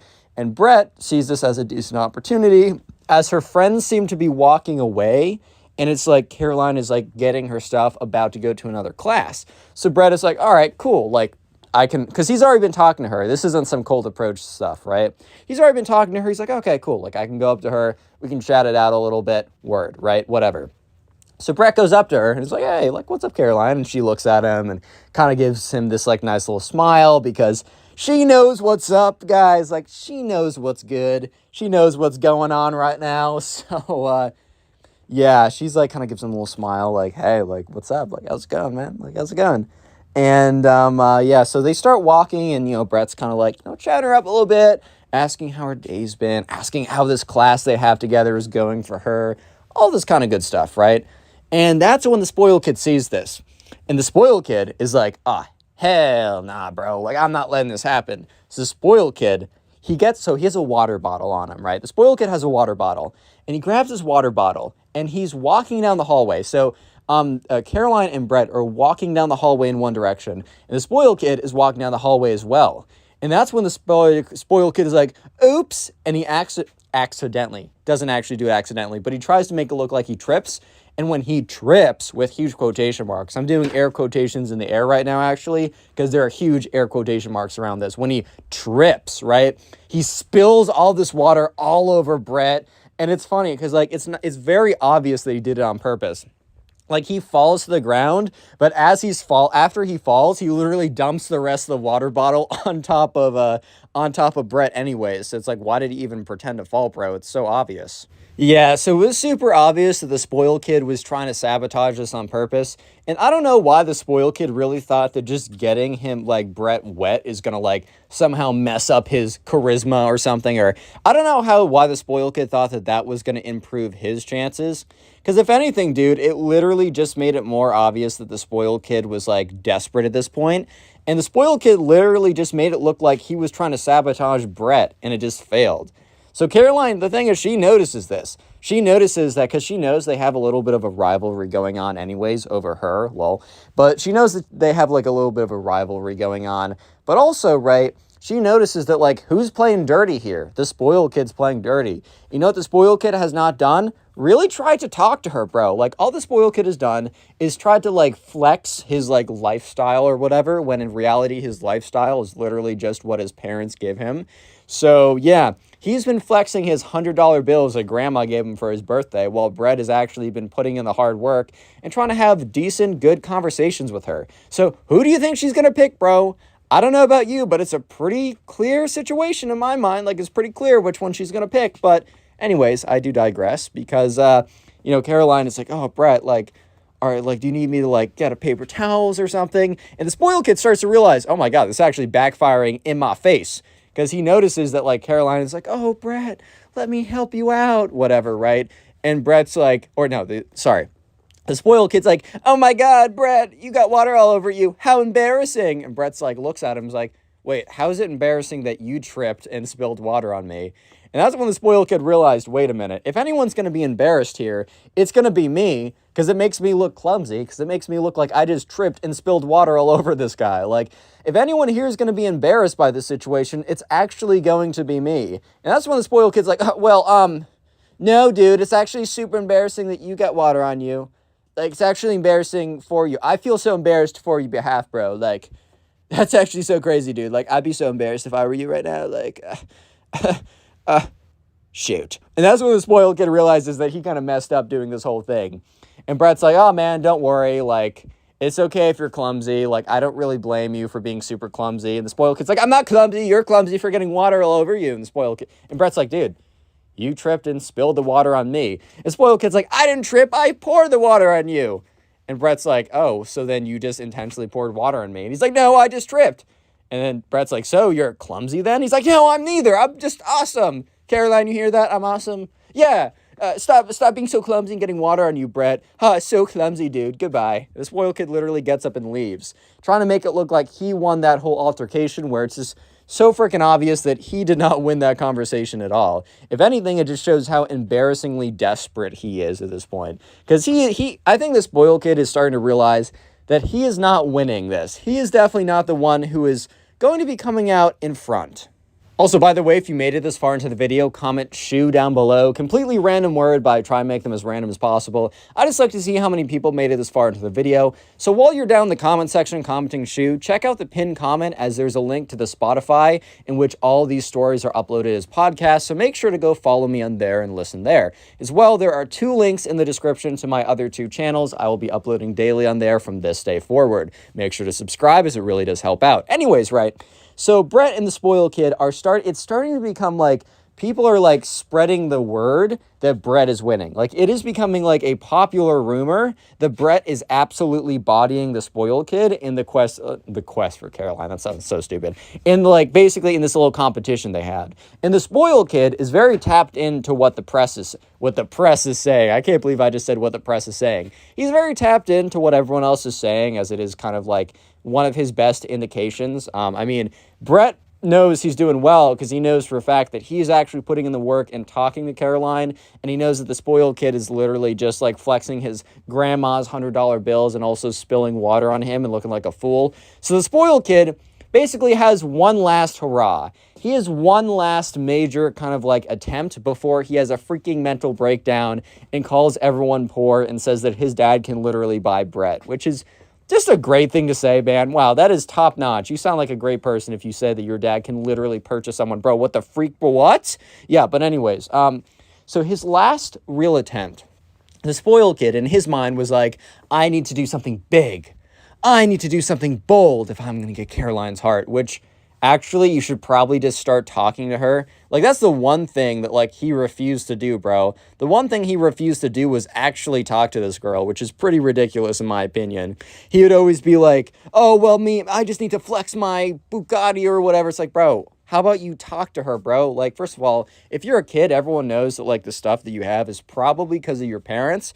And that's less impressive. Like it's at least a little bit more impressive if you have like a, I don't know, like fancy watch or whatever, because at least seems like you made that money in whatever ways you made it. So there's at least like, okay, well, maybe he went through some struggle or something to get that. But when you're a kid, bro, it's like, all right, cool. Your parents are dishing out the bread to you. Like, that's literally not impressive, dude. And also, like, you got to talk to her, bro, but whatever. So the spoiled kid is like, yes, the thing I need to do is a big, extravagant whatever. Like, I need to show my love and admiration. I don't need to talk to her, bro. I don't need to get to know her because she needs to actually, she needs to get to know me, not the other way around. I don't need to get to know her. I know she's fine or whatever, right? She needs to know how extravagant and awesome that I am individually. So yeah. Anyways, the spoiled kid is about to do something absolutely insane. So let's jump ahead to lunch. So Brett is sitting with the boys, and Caroline's sitting at her table with her girlfriends. And Caroline is like looking over, giving Brett glances. They're kind of looking at each other. They're being a little flirty. Love is in the air. Life is good, man. Brett knows that he's about to close in on a W, bro. Brett knows he's about to close in on a win. He knows that like he's been putting in the work, he's been putting in the effort, and that his hard work is about to pay off. Basically, the rumor going around is that Caroline has more or less made up her choice and that she wants Brett to ask her out in the next few days. So the spoiled kid, hearing this, thinks that he needs to do something extremely extravagant, which he's about to in the worst possible way. So basically, they're all sitting at lunch, and that's when the spoiled kid... Okay, so basically at lunch, there's a kind of like a podium with a microphone. And what will happen is, like, when lunch is about to end, a teacher will go up there and make some announcements. It's kind of like, because they get the whole school there in the lunchroom. It's just a really easy way to get everyone together and make some announcements. However, the spoiled kid has decided to sabotage this for his own plans, right? And sabotage it he does. So basically, what the spoiled kid does is he goes up to the podium, turns on the microphone, is like, hello, everyone, can I please have your attention? Please, I need your attention right now. And like, first of all, kids are not allowed to go up there. So everyone is like, whoa, what's going on right now? It's like, I need everyone's attention immediately. Like, no question about it. Like, Susie, can you shut up, please? Like, I need your attention. Like, literally calls out some kid in the back. Like, oh, okay. So he's like, okay, guys, I need this message to be super clear. Caroline. And immediately when he says the name Caroline, like, Brett is like, oh, shoot, dude, this kid's about to embarrass himself. Like, at the end of the day, Brett is only benefiting from, like, the spoiled kid looking like an idiot. But at the same time, like, he felt kind of bad, bro. Like, he felt kind of bad. Brett has at least a little bit of a heart. And so the spoiled kid is on the mic being like, Caroline, I want to let you know that I know how into me you are. Which, like, first of all, hey, bro, what are you doing? I love how he opens it with, like, I know how into me you are. Like, dude, what makes you believe that? He's probably saying that just probably thinking, like, oh, if I tell her, like, she's a sheep. If I tell her something, she'll believe it. So he's like, I know how into me you are, and I just want to let you know that I think you're okay as well. Like, I guess you're fine. So for that reason, I will be giving you the opportunity to go on a date with me this Friday. I know you're going to say yes, but feel free to say yes in front of everyone so they know that I'm the winner and Brett is the loser. Yeah. And it is dead freaking silence for like a good couple seconds. I know you're thinking, oh, it's dead silence for a couple seconds. These were the longest seconds ever. These were minute-long seconds, or at least it felt like these were minute-long seconds. Like, this was insane. So yeah, sure enough, it's just dead silence. And then everyone turns their head. Like, every single person turns their head to look at Caroline. And Caroline, I guess she was like, I don't know, like, she wasn't really happy. Okay, look, dude, it's not okay. Like, these big gestures, I think it's just, like, important for me to, like, reiterate. It's not a really okay thing to do, bro. Because, like, you're really putting this, like, this is embarrassing for the other person. It's totally chill if you want to ask someone out, but do so in a more respectful way. I mean, unless you know for a fact that they love the attention and that they want to say yes to you. Like, something like this is just, you're embarrassing someone. They don't consent to you embarrassing them, bro. Like, anyway, so she goes up to the podium, and the spoiled kid's probably like, yes, she's going to say that I won in front of everybody. So Caroline goes up to the podium, grabs the microphone, looks at the spoiled kid directly in the eyes, and says, sorry, but no. The whole, like, crowd is like, like, oh my God, she just said no to spoiled kid in front of everyone. This means that her and Brett are dating right now. And she puts the microphone back. And the spoiled kid is, like, just kind of, like, sitting. He's just kind of, like, there, bro. He's literally just there. So the spoiled kid is very angry about this. He's like, oh my God. And instead of blaming Caroline, which, first of all, good, you shouldn't blame Caroline, right? The only person to blame here is really yourself in this situation. But the spoiled kid grabs the microphone and in front of everyone is like, Caroline, you're making a huge mistake. Brett is a little poor kid. I am the richest. And everyone's like, bro, what did you just say? Like, that is the weirdest sentence to ever come out. And he's like, Brett is so poor and I'm so rich that my father could literally buy him if he wanted to, and it would be literally 0.0000001% of what he has. Like, he could buy him 1 billion times and still be richer than Brett, bro.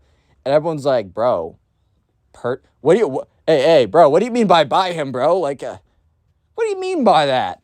And so the spoiled kid's like, Caroline, you're making a mistake. And then he turns to Brett, he's like, Brett, how much, like, what did you do? Like, what did you tell her? Like, what lies? What spells? What witchcraft?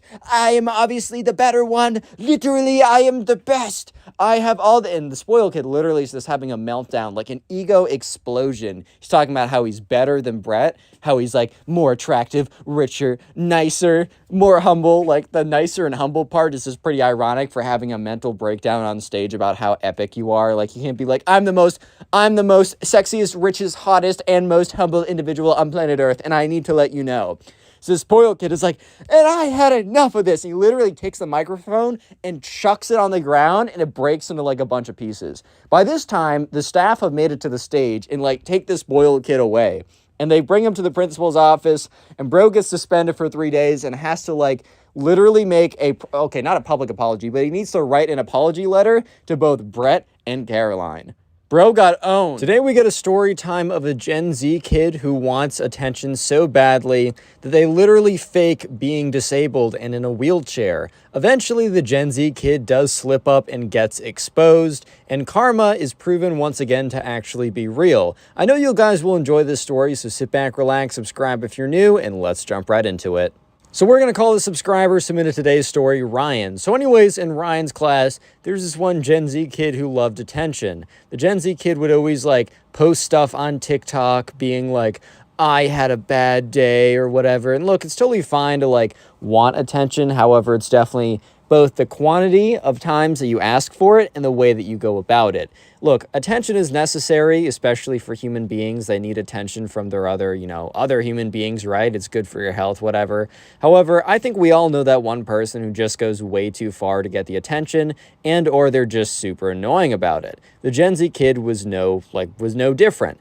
And the Gen Z kid in this case goes way too far because look, I find it annoying when people try and get attention in annoying manners, as most people do. However, it's different from being annoying and pretending that you are literally physically disabled in a wheelchair just to get attention. There is a very clear difference, and the Gen Z kid very obviously crossed the line.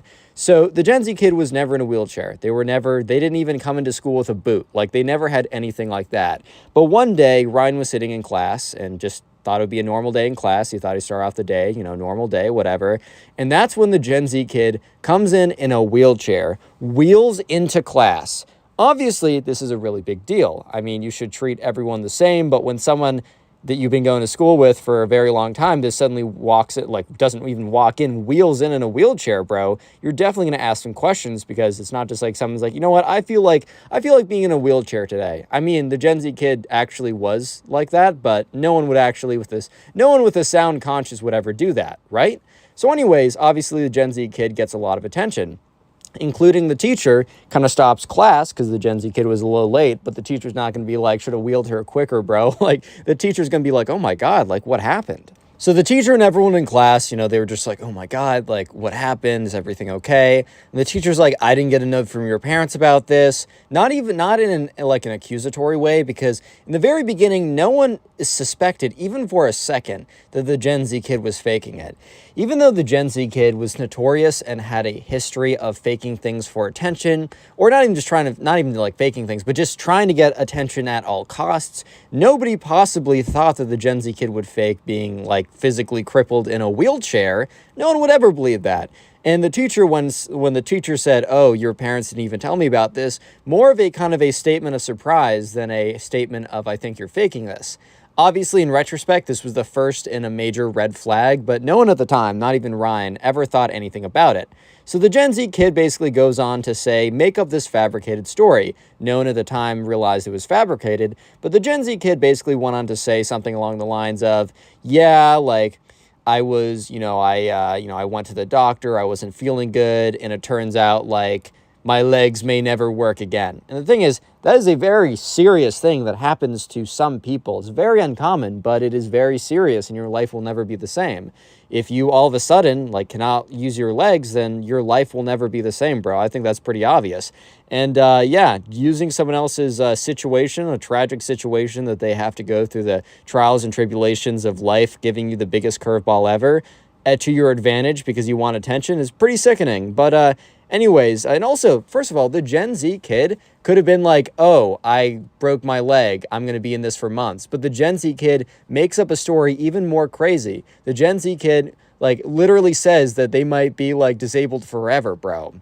Because the thing is, if the Gen Z kid really just wanted attention, say that you break your leg, you'll have attention for at least a month or something, then you can start walking normally again and no one will ever bat an eye, right? However, the Gen Z kid's like, no, I think I might not be able to, like, ever walk again. And while the Gen Z kid didn't give a lot of specific details about their condition, well, because the condition didn't exist, no one really questioned it. Because why would you go about questioning someone who literally wheels in with a wheelchair? I don't know about you, but probably the first thing that would come out of my mouth would be like, hey, dude, like, if there's anything I can do to help you, let me know. Not, I don't believe it, I think you're faking your disorder. Like, that is not something that you'll hear coming out of my mouth. And so everyone was very just like, oh my God, like, let me help you. A bunch of kids got up to, like, make way. Every kid basically said, you can take my seat, like, whatever, like, oh, I'll move my desk out of the way, don't even worry about it, blah, blah, blah, all this kind of stuff. Everyone was being as good as they possibly could be to the Gen Z kid, giving the Gen Z kid a copious amount of attention. Little did they know, they were all falling into the Gen Z kid's plot. The plan that was not very meticulously, planned out, because as you'll see, the Gen Z kid, got the karma that they deserved because they made a massive mistake and exposed themselves, but that will be happening a little later on, so stick around for a second. It's worth it. But anyways, yeah, for a little while, everyone is just like giving the Gen Z kid the utmost attention, being like, whatever you need, whatever you want, we got you. However, as the days and soon weeks went on, one thing was very clear. The Gen Z kid was definitely using it to their advantage. One thing I will say is that most of the classmates didn't really care about this, because if someone is, genuinely comes in and, with a life-changing disability, then you will accommodate it for them. However, some classmates, including Ryan, were starting to believe that it just felt a little bit strange that the Gen Z kid all of a sudden was asking for people to do their homework, or, to go do certain tasks that you didn't really need legs to do. Obviously, no one really questioned it at the time and just believed that, the stress of completely changing someone's situation was enough to, what, they are going through enough right now, let me lighten the burden. Very, reasonable thing to believe. However, this is where things began to, people weren't suspicious, but they were beginning to become almost suspicious a little bit. And also the big thing is no one outwardly wanted to admit that they were suspicious, because it just seemed like a really, not a great thing. I mean, your classmate is going through a very difficult situation, according to them. I mean, they literally roll in with a wheelchair all of a sudden. Your first assumption is not going to be, oh, they're faking it. Your first assumption is going to be like, oh my God, that's terrible. What can I do for you? Yeah, however, Ryan was with his friend one Friday night, 2 weeks after the whole, Gen Z kid rolls in a wheelchair, and he's having a sleepover, and it's late at night. I don't know if you guys ever had these, but these were my favorite parts of sleepovers as a child. Basically, the late night conversations with the boys or girls or whatever, right? But specifically from my experience, the late night conversation with the boys, right? You've already played your video games, you've already gone out, you've already done stuff, and you're basically just staying up later than you tell your parents you're actually staying up.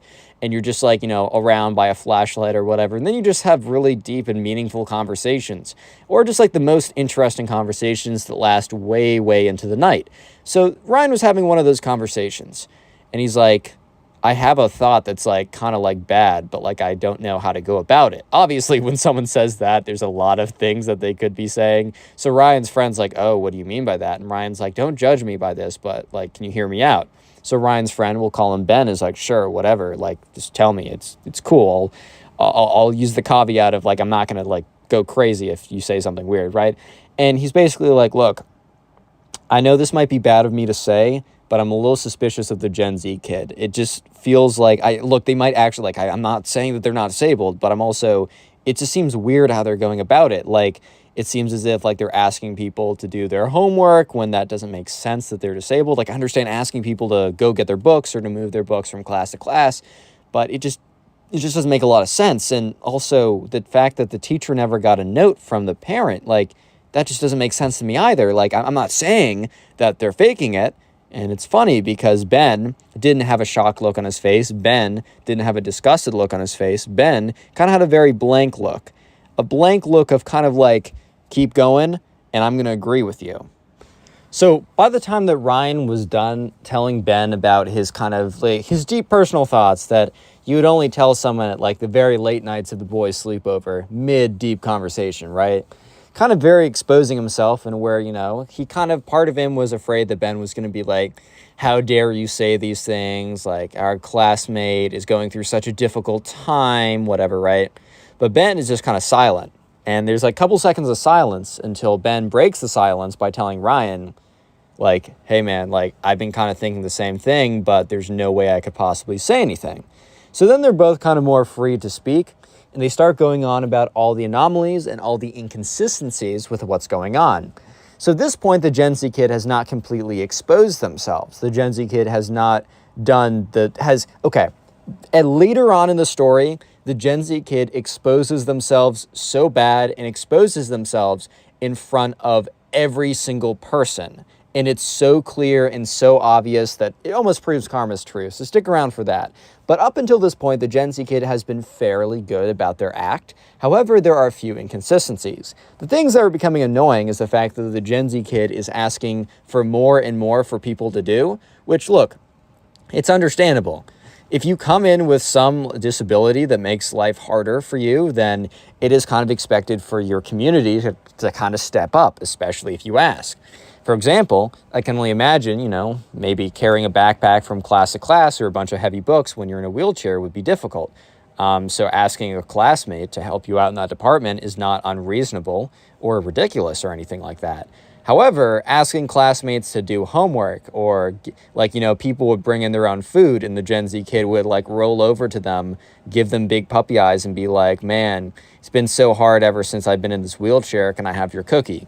Like very obvious emotional manipulation, like very blatant stuff that seems to be almost using the fact that they're in a wheelchair to kind of get stuff out of them. And I don't know about you, but I feel like people who actually have that, you know, disabilities and stuff like that wouldn't use it like that. It's something that they actually have to live with. Obviously, the Gen Z kid doesn't understand the gravity of, you know, the situation that they're basically cosplaying as, right? Because they don't actually live it. So anyways, if you made it this far into the video, comment share down below. We'll make that the secret word of the day. And while you're down in the comment section commenting share, make sure to check out the pinned comment, because in the pinned comment, there's a link to my Spotify account in which I upload these stories as podcasts. Feel free to listen to them on there, as it also helps me out. And also the second link in the pinned comment is a link to my second channel, Connor Stories, in which I read stories not from you guys submitting it to me, but from Reddit. Please subscribe to that channel as it is newer, and you know your views will go so much farther because it's such a small channel. Anyways, let's get back to it. So Ryan and Ben both have similar suspicions, and so Ryan decides that he wants to do a little bit of investigative work. So anyways, the students are picked up after school every day. Some kids walk home, but a lot of them are picked up. Ryan knows that, you know, the Gen Z kid doesn't, Ryan doesn't know exactly where the Gen Z kid lives, right? However, Ryan also knows that the Gen Z kid doesn't walk home from school, or I guess would wheel back home from school at this point. So, you know, I mean, if you're in a wheelchair, you're definitely not going to wheel like 25 minutes unless you're like, that's your life and you're trying to do it for exercise. I don't know, right? I don't know. But Ryan knows that this kid doesn't walk home from school. So Ryan knows that they must be picked up. So Ryan, while not necessarily expecting anything, is just curious. So Ryan walks home from school. So he kind of has all the time in the world to get back. Obviously, if he waits an hour, his mom will be nervous and concerned and be like, where have you been, etc., whatever, right? However, right, Ryan decides to basically follow the Gen Z kid somewhere, right? And the Gen Z kid kind of like, wheels out of class. And Ryan is like very sneakily kind of like following them while being kind of far away, while not being too far away, and watches as they don't go out the main exit. Because one thing he noticed was the Gen Z kid basically disappeared after school, and it was very weird. I mean, Ryan thought that, oh, they must have gotten picked up early, or maybe they just got picked up somewhere else or something like that. Never really thought about it, but he's like, I don't know, there's just inconsistencies with their story, and I just want to watch, right? He wasn't sure what he was looking for. He just knew that he was looking for something, and something he did find. So anyways, sure enough, the Gen Z kid rolls, instead of going out the front door, goes out the back door, which is just very weird, right? Very weird. And starts like, and Ryan, very carefully, right? He has to be very careful following her because he doesn't want to get exposed, right? Or doesn't want, he wants to catch her in the natural act if she's doing anything, right? So he watches and he follows behind her. And the Gen Z kid is like wheels out the back door, and Ryan sneaks out the back door, wheels down like one street, right?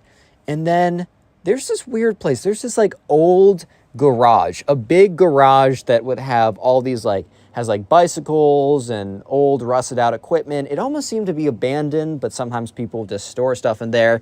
And the Gen Z kid wheels into the garage. This is very, very strange behavior. So Ryan, while making sure that he's not going to get exposed, still follows behind closely.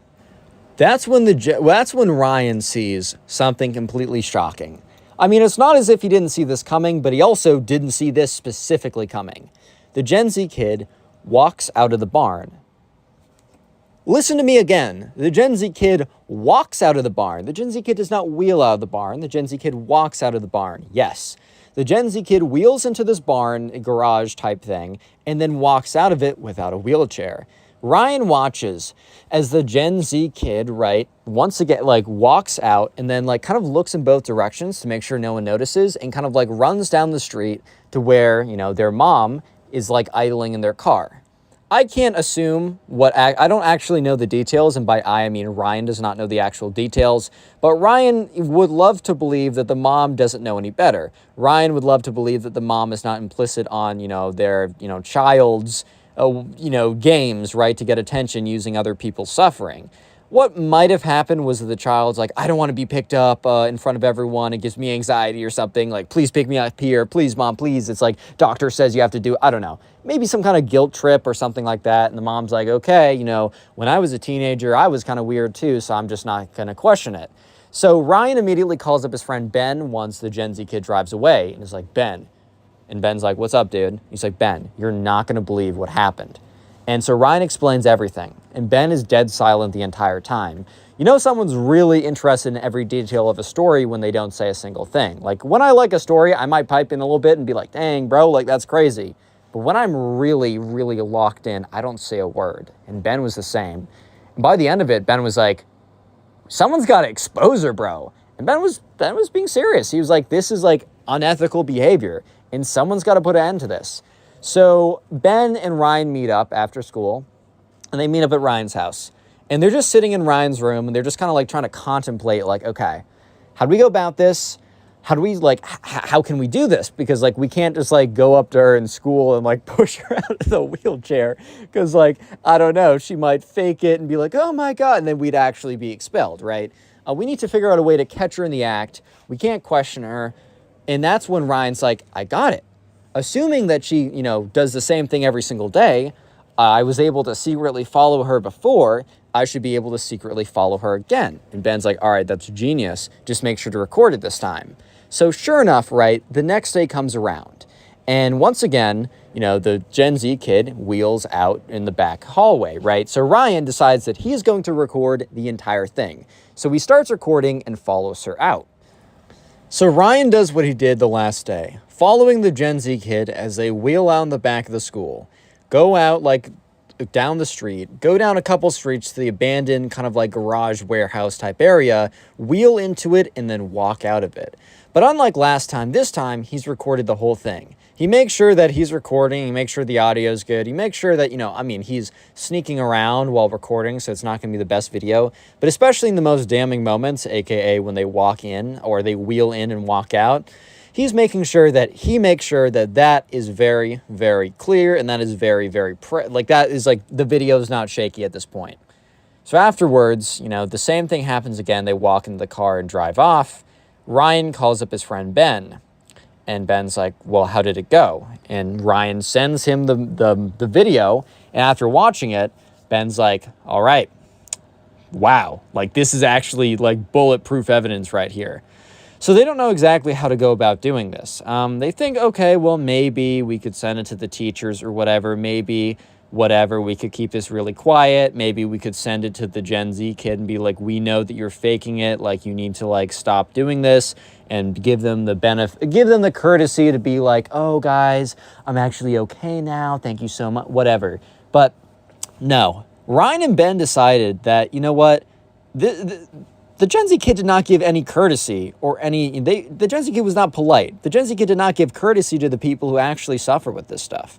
The Gen Z kid did not actually, care or give any credit. Like, I don't know. They just felt like, you know what? No, like the Gen Z kid deserves to be torched for this, basically. Not literally, guys. Come on now. But so they decide that what they're going to do is, instead of going to the teachers of the Gen Z kid themselves, they are going to disseminate this video across social media. And not like try and get a viral TikTok, but at least try and get it on everybody's private Snapchat story. Try and get it like pushed around, and try and get it sent to every group chat in the frickin' grade.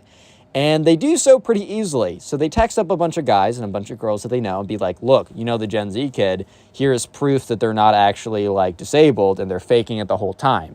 And sure enough, the video spreads like wildfire. And by the end of the night, I'd say 90% of the kids in school have seen the video, and 98% know about the video. If they have, about 98% at least know about the video. So by the next day, when the Gen Z kid wheels into school, everybody's just staring at them with this look of like, I know the truth. For some reason, I think the Gen Z kid just didn't know that the video was circulating. Or even if the Gen Z kid did learn about it, I guess they decided to stick to the lie and just wheel into school, assuming that, no one would actually confront them if they were in a wheelchair. Yes, to say the least, people stopped doing what the Gen Z kid said. When the Gen Z kid was like trying to get attention, trying to get people to do stuff, people ignored them. And yeah, eventually the video actually made its way to the principal's office / the faculty staff. And the faculty staff suspended the Gen Z kid for an entire week. I mean, it's totally understandable. And after the entire week, the Gen Z kid had to walk to the front of class, or not the front of class, but the front of everyone, because they had like bi-monthly meetings or whatever where they'd all come together as an entire school. And the Gen Z kid had to walk on stage. Yeah, not wheel on stage, walk on stage and give a public apology, and was also forced to meet with someone who actually lives like completely disabled from the waist down to learn about the true struggle. It was a very harsh punishment, but it definitely fits the crime. How's it going, everyone? Today we have a story of one of the cringiest Gen Z kids of all time. Basically, this Gen Z kid takes an IQ test, believes that he's genuinely a genius, and then starts to berate everyone else. And then he does a whole host of some of the craziest things you have ever heard. So sit back, relax, subscribe if you're new, leave a like on the video to claim your free nothing, and let's jump right into it. So we're going to call the subscriber who submitted today's story James. Anyways, right, James is a freshman in high school, and in his class, there's a kid who we're going to call the Gen Z kid. And when I say Gen Z kid, I don't mean someone literally in Gen Z. It's kind of just a term given to people that spend all of their life on TikTok, that, cancel people on Twitter, that just do a lot of dumb stuff like that. Everyone, it doesn't mean just because you're in a certain generation, just to be clear. Anyways, though, this story all starts one day when the Gen Z kid does one of those IQ tests you find online. So if you don't know, you can actually get like a official IQ test, and an IQ test is only so good for certain things. It'll figure out pretty good how good you are at solving problems, but intelligence has a bajillion factors in it, and you can't just take one test and really decide how smart you are just based off of that. And also, those online tests, a lot of them are BS and made up. And a lot of them are just trying to get you to click so that you'll watch the advertisements on their website. Anyways, though, so sure enough, one day in class, the Gen Z kid clicks on one of these, like, it's just like on TikTok, and gets like one of those like TikTok ad whatever things for like, how smart are you really, whatever, right? So the Gen Z kid clicks on the IQ test and proceeds to take it. The thing is, though, that none of the other that the subscriber James and all the other people in the Gen Z kids class was aware of was that the Gen Z kid literally just put in the answers randomly. It was a pretty fake IQ test. It was like 10 questions, right? It was 10 questions long. So like an actual IQ test would probably have a lot more questions. The questions would be a lot more difficult. But even though this was only 10 questions long and the questions were probably just like, oh, is this the color red? And then it shows the color red. The Gen Z kids still completely randomly guessed these questions, which would be revealed later on to James, the subscriber, and everyone else. But basically, after spamming in these questions, hitting submit on the IQ test, it came back with like 10 out of 10 questions answered correctly, which is actually statistically pretty impressive to get them all randomly correct. Maybe this website just told you everything was correct anyways, and labeled them with the score of intellectual genius, genius level IQ, or whatever you want to say. So look, the Gen Z kid who believes everything that they see on TikTok anyways, imagine they see an IQ test calling them an actual genius. So one, do you think that the Gen Z kid believes that, okay, well, I took an IQ test, right? And I put in the answers randomly, and it was a sketchy website that I found on TikTok. Maybe, just maybe, I'm not actually a genius. Or two, do you believe that the Gen Z kid, saw the site, it said genius, and believes I'm actually smarter than Einstein. I am actually a genius. I am the smartest man on planet Earth, and I will let everyone know and berate them because they are not as highly intelligent as I am, or I see myself to be. If you guys answered the first one, well then, you're a good person, you think the best in everyone else, but if you guys answered the second one, you might be a bit more cynical, but you are correct. Sure enough, the Gen Z kid, right, they see this, right? They see this result that they did so well on this IQ test.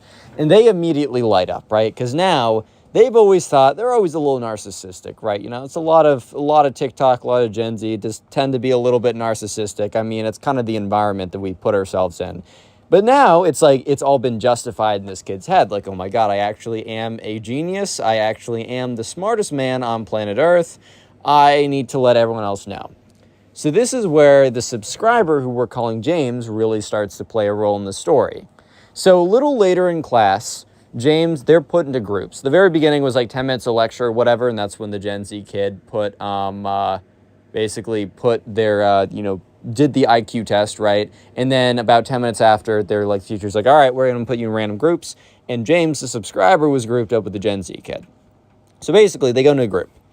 And, James, the subscriber, it's like a very basic project or whatever, but it was a math class. So they were like, all right, class, like, we just learned this new topic yesterday. I went over it today earlier, and now try and solve this problem in groups. So in the group, the Gen Z kid, James, and two other kids sit down, and immediately the Gen Z kid is like, hi, like, I just want to let you know that I should be leading this problem because I'm actually a genius. And, so everyone kind of looks at him, and like James looks at him, everyone kind of gives him this really weird look because I don't know about you, but just going around calling yourself a genius is kind of a weird thing to do. So yeah, the Gen Z kid is like, yeah, I don't want any of you simpletons ruining this problem for me. Which, like, bro, what do you mean ruining this problem for me? Like, if they get the wrong answer, it's not even a big deal. This isn't like graded. This is just the teacher's just putting people into groups so that, if people don't understand it as well, they might be able to lean on their classmates, and maybe two classmates that almost understand it are able to put their brains together to come up with the right solution. Not that it's graded and that everyone else who isn't a quote unquote genius like the Gen Z kid believes that he is going to suffer some sort of like, I don't know, consequence because like they mess it up or whatever. So, yeah, it's pretty strange. So, basically, right, the kids in the group were like, okay, bro, like, whatever. James, the subscriber, also kind of didn't care because James is like, okay, well, it's not like I want to do this math problem. It's pretty early in the morning. I don't totally know what's going on. So, yeah, not actually a huge deal that, the Gen Z kid is like, oh, I gotta be like, I don't know, I gotta make sure that, I do the problem because you guys are gonna mess it up or whatever. Like, it's just genuinely not that big of a deal. So sure enough, the Gen Z kid starts to like hack away the problem or whatever, right? And completely messes it up because it's not like the Gen Z kid has ever been paying attention in class because they're preoccupied with their studies and TikTok usage, bro. And you know who the one person in their study is? Themselves. So yeah, sure enough, the Gen Z kid says, oh yeah, the answer is going to be 28. And the funny thing too, like this was a type of math problem where there was like, the answer wasn't just purely a number. It was like y equals 48 plus 10x or something like that. So when the Gen Z kid just says, oh, the answer is 28, like I think someone in the group, it wasn't James, but it was someone else in the group was like, hey man, the answer has to be y equals mx. It has to be in like y equals mx plus b format. And the Gen Z kid's like, are you questioning my genius authority? Do you really think that a genius like me would mess up a problem like this? And, well, yeah, I guess, because you're wrong, bro. But anyways, yeah, so the kid in the group that wasn't the subscriber was like, okay. Like, I don't know, man. It's like, you don't really want to fight these people. You don't really want to, like, yeah, they can be ignorant, they can be annoying, but also because they're both ignorant and annoying, like, what's the point? Genuinely, what's the point in fighting these people to try and convince them that they're wrong when they are so full of themselves and truly believe that they are always, no matter what, in the right? Yeah. So, sure enough, eventually the teacher's like, okay, well, guys, like I've given you 10 minutes to do this problem. That should be ample enough time. If you didn't finish it, don't worry about it. This wasn't graded or anything. Let me go over the solution on the board. So the Gen Z kid is sitting in their chair, super smug, super like, oh yes, I already know the answer because my genius intellect solved it in 0.1 milliseconds, when in reality, I think they just, pulled a random answer out of their butt and assumed since they are a self-proclaimed genius that it must be correct. So, yeah, the teacher goes on the board, solves the problem, and the answer is like y equals 2 plus 48x. I don't know, something like that. It is not in the form, it's not the answer the Gen Z kid gave, but it's not even in the right form, right? It's a completely different format. So the Gen Z kid raises their hand, and the teacher, expecting questions, as this is new material. It's like, hey, like, Gen Z kid, like, what's up? The Gen Z kid is like, teacher, I believe you made a mistake. And, you know, everyone looks at him like, okay. Because, look, here's the thing. Teachers sometimes make mistakes. Actually, all the time, they make mistakes when they're writing on the board. However, most of the time, they're kind of like clerical errors. They're really small errors that don't really matter, but it's good to correct them just in case a kid gets confused. For example, in math class, and I take some pretty hard, you know, calc series, linear algebra, discrete math, stuff like I've taken some pretty difficult math classes. The teachers are always almost right with the topics that they're teaching, but sometimes they'll like add 25 and like 14 wrong together. Like sometimes they'll just add two numbers wrong together on the board, and someone will politely raise their hand, point it out, and then the teacher's like, oh, yeah, my fault. Apparently, when you're like teaching or whatever, you can do those like small math mistakes that just happen a lot more often. And it's a good idea to point those out so that people that are like barely following don't put down, like, because they're going to write down what's written on the board verbatim and then probably read back and try and understand it. Making the small corrections can actually help out a lot. However, it is a totally different thing when a student raises their hand and basically accuses the teacher of being wrong with the base material. This can happen, and I've seen it happen before, but it's a lot more rare. And obviously, in the Gen Z kids' case, no, the teacher's right on this. So the teacher's like, oh, did I like add something wrong? Which is a fair response because the teacher knows that they're doing it fundamentally correctly, but, you know, is open to the fact that they might have made addition, like little mistakes like that. They're very open to the fact that they might have made those mistakes. But the Gen Z kid is like, well, actually, teacher, the answer is 28. And the teacher looks at him and is like, 28 what? Because remember, I think this was like solving a linear equation or something. So it's like you need it to be in y equals mx plus b form, or I don't know, you could have a few more formats, but you can't just have like 28. That's not an answer that works at all in any situation. Yeah, so the Gen Z kid then goes on to explain that the teacher has done the entire problem wrong and that the answer is actually 28. The teacher fires back saying that, no, they did not do the entire answer wrong, as the answer can't just be 28 by itself. It needs to be associated. First of all, it needs to be y equals format, and that also this was not a flat line, so it wasn't going to be y equals 28 or something like that. The teacher says it has to have an x component because it's like, you know, it's a function. It's not just it's not, you're just solving for one thing. It's like, it's a function, right? So sure enough, the Gen Z kid, since they believe that they are actually a genius, says, well, actually, I don't know that you should be fighting with me because I recently did an IQ test and it scored me as an actual genius. So the whole class kind of looks at the Gen Z kid. I think some of them thought that the Gen Z kid actually like did really take an IQ test and did really get like, I don't know, 140, 120, I don't know, something really good. And some of them were like, whoa, because remember, freshman high school, who even knows? Other kids were pretty skeptical. Some of them thought that the Gen Z kid was flat out lying. Others thought that they were wildly exaggerating and something along those lines. So the teacher's like, well, okay, I don't know that much about IQ tests. I also don't really know, how much that has to do with anything because I can tell you that what you did was incorrect. That's not how you answer this. You might have the largest IQ in the world, but this is math and this is how it's done. And I'm sure I'm going to get some like PhD math student from Stanford in the comments going, well, actually, there are multiple dimensions, dude. Okay, for the sake of this video, no, right? For the sake of this video, what I say goes. Anyways, so the Gen Z kid is like, well, you shouldn't fight with someone with such a high IQ, like Mr. Whatever. Like, you should really just bow down and accept what I say because you know what? I'm probably right. And I think the teacher was just having a bad day because I think in most cases, this teacher and probably other teachers in most cases would just like chalk this up to a kid being a little jerk, being like a little twerp or whatever, and just kind of ignore it and move on, be like, haha, funny, whatever, and just kind of ignore it. Maybe some teachers would like penalize the kid, but this teacher decides to go full savage mode. Bro actually decides that, he's like, all right, well then let's actually see. So the teacher's like, all right, so did you do an IQ test online? And the kid's like, yeah. So the teacher like goes into Google, types up IQ test, and pulls up an IQ test. And the teacher's like, you know what? We're going to solve this debate. Whoever gets a higher score is right. Which is completely crazy. Like, I don't fully side with the teacher on this one either.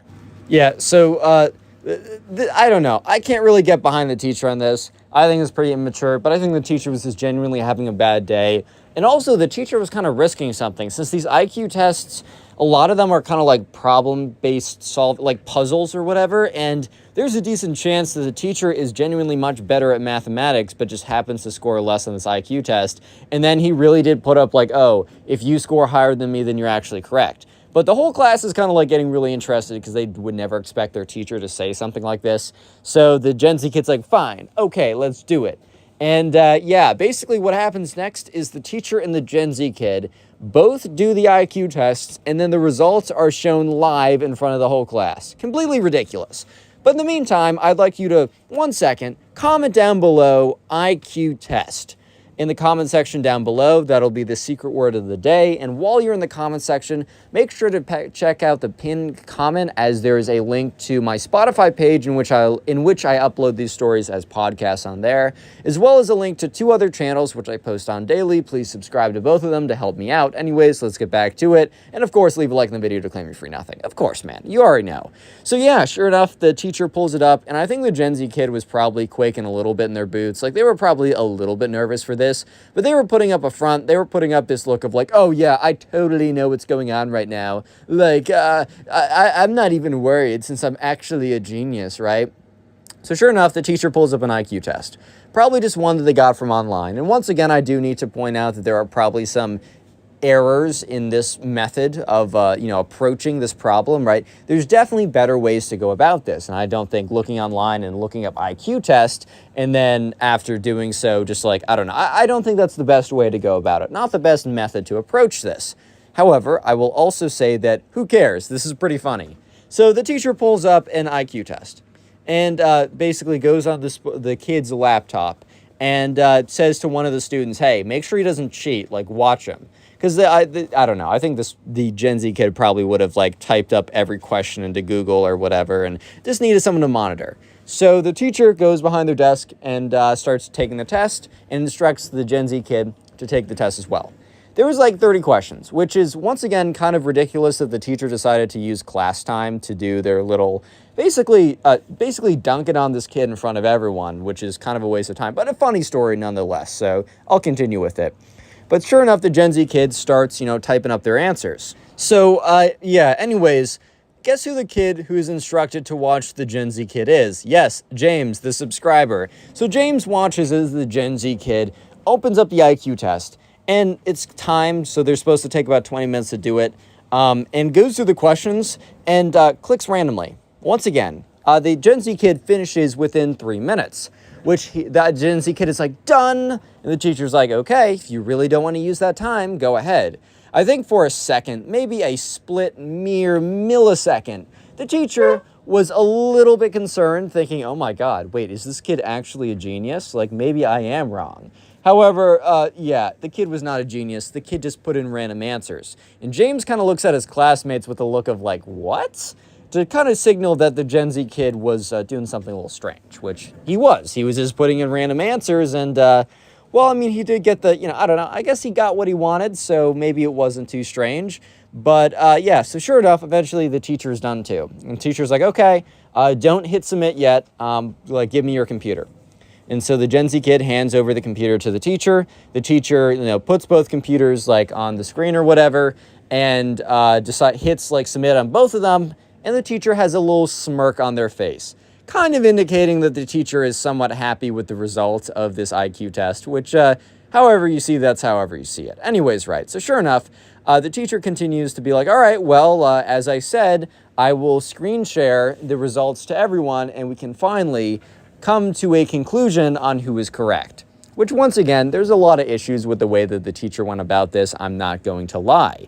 And also, an IQ test will not show who is correct, as, the Gen Z kid could have potentially randomly guessed perfectly for 30 out of 30 questions. That is very, very, very, very, very statistically unlikely, and I think the teacher was kind of aware of that. But, yeah. You could kind of tell that the teacher was kind of rubbing it in the Gen Z's face without even showing the score yet, as the teacher was like, well, I'm glad we did this so you guys can really, for once and for all, know if you can trust me or not. Because at this point, the teacher knows the results of both the tests. So yeah, sure enough, the teacher shows the first test result. And the IQ test is the first result from when the teacher did the IQ test. And I think the teacher got like a above average score. teacher didn't score in as a genius or whatever, but it says, congratulations, we estimate, remember, the online tests are pretty BS, so take this with a grain of salt. But, we estimate your IQ is 115 or whatever. You are in the 80th percentile. I took that out of my butt. That might be completely wrong, but it's probably close to being correct. Anyways, and the teacher's like, okay, well, that's my result. Let's see what the result of the Gen Z kid is. So now the teacher screen shares the computer of the Gen Z kid and, like, reveals the results. The results say, you scored, like, a 60 IQ, you are profoundly stupid or something like that. And like you scored in the bottom 10% of people. We don't know how you're functioning in society with an IQ like that. Good luck getting a job. Okay, I don't think it said all that, but that was basically what it's implying. So the Gen Z kid, I don't think actually deserved a score like that, but remember, they randomly chose all 30 answers. So in the first time, randomly choosing got them a genius score on their IQ test. But in the second time, it got them a lowest possible score possible, because guess what? When there are 4 to 5 answers per question, and there's 30 questions, and you guess randomly on each question, the odds of you doing well are just so incredibly low. If you guys are stats majors and want to give me the exact answer in the comments, you can. I'm not doing that in my head. I barely remember. I took stats a while ago. It's been a second. Also, I think we did that in discrete math, but it's been a second. So yeah, the Gen Z kid's reaction to this is just pure silence. Because the Gen Z kid, you can't come back from this, basically. Like, the Gen Z kid might be like, oh, you messed with the results. But then James, the subscriber, would be like, nope, he did not mess with the results. Or the Gen Z kid could be like, oh, this way of doing it is stupid. And then, they'd be asked, okay, well, then how did you determine that you were a genius? And the Gen Z kid would have to be like, an online test, right? So the Gen Z kid was just silent, basically admitting defeat. The teacher's like, well, then, we can proceed with class because of this whole debacle has been solved and finished. Today we get the story time of the cringiest Gen Z kid ever, who tries to go viral on TikTok by licking the most disgusting places around school. This kid does some of the grossest stuff ever and ends up getting so ill in the final period that he has that day that he has to go to the actual hospital. This is a pretty crazy story, so sit back, relax, subscribe if you're new, leave a like on the video to claim your free nothing, and let's jump into it. So we're going to call the subscriber who submitted today's story Luke. So anyways, right, there was a kid in Luke's class who we're just going to call the Gen Z kid.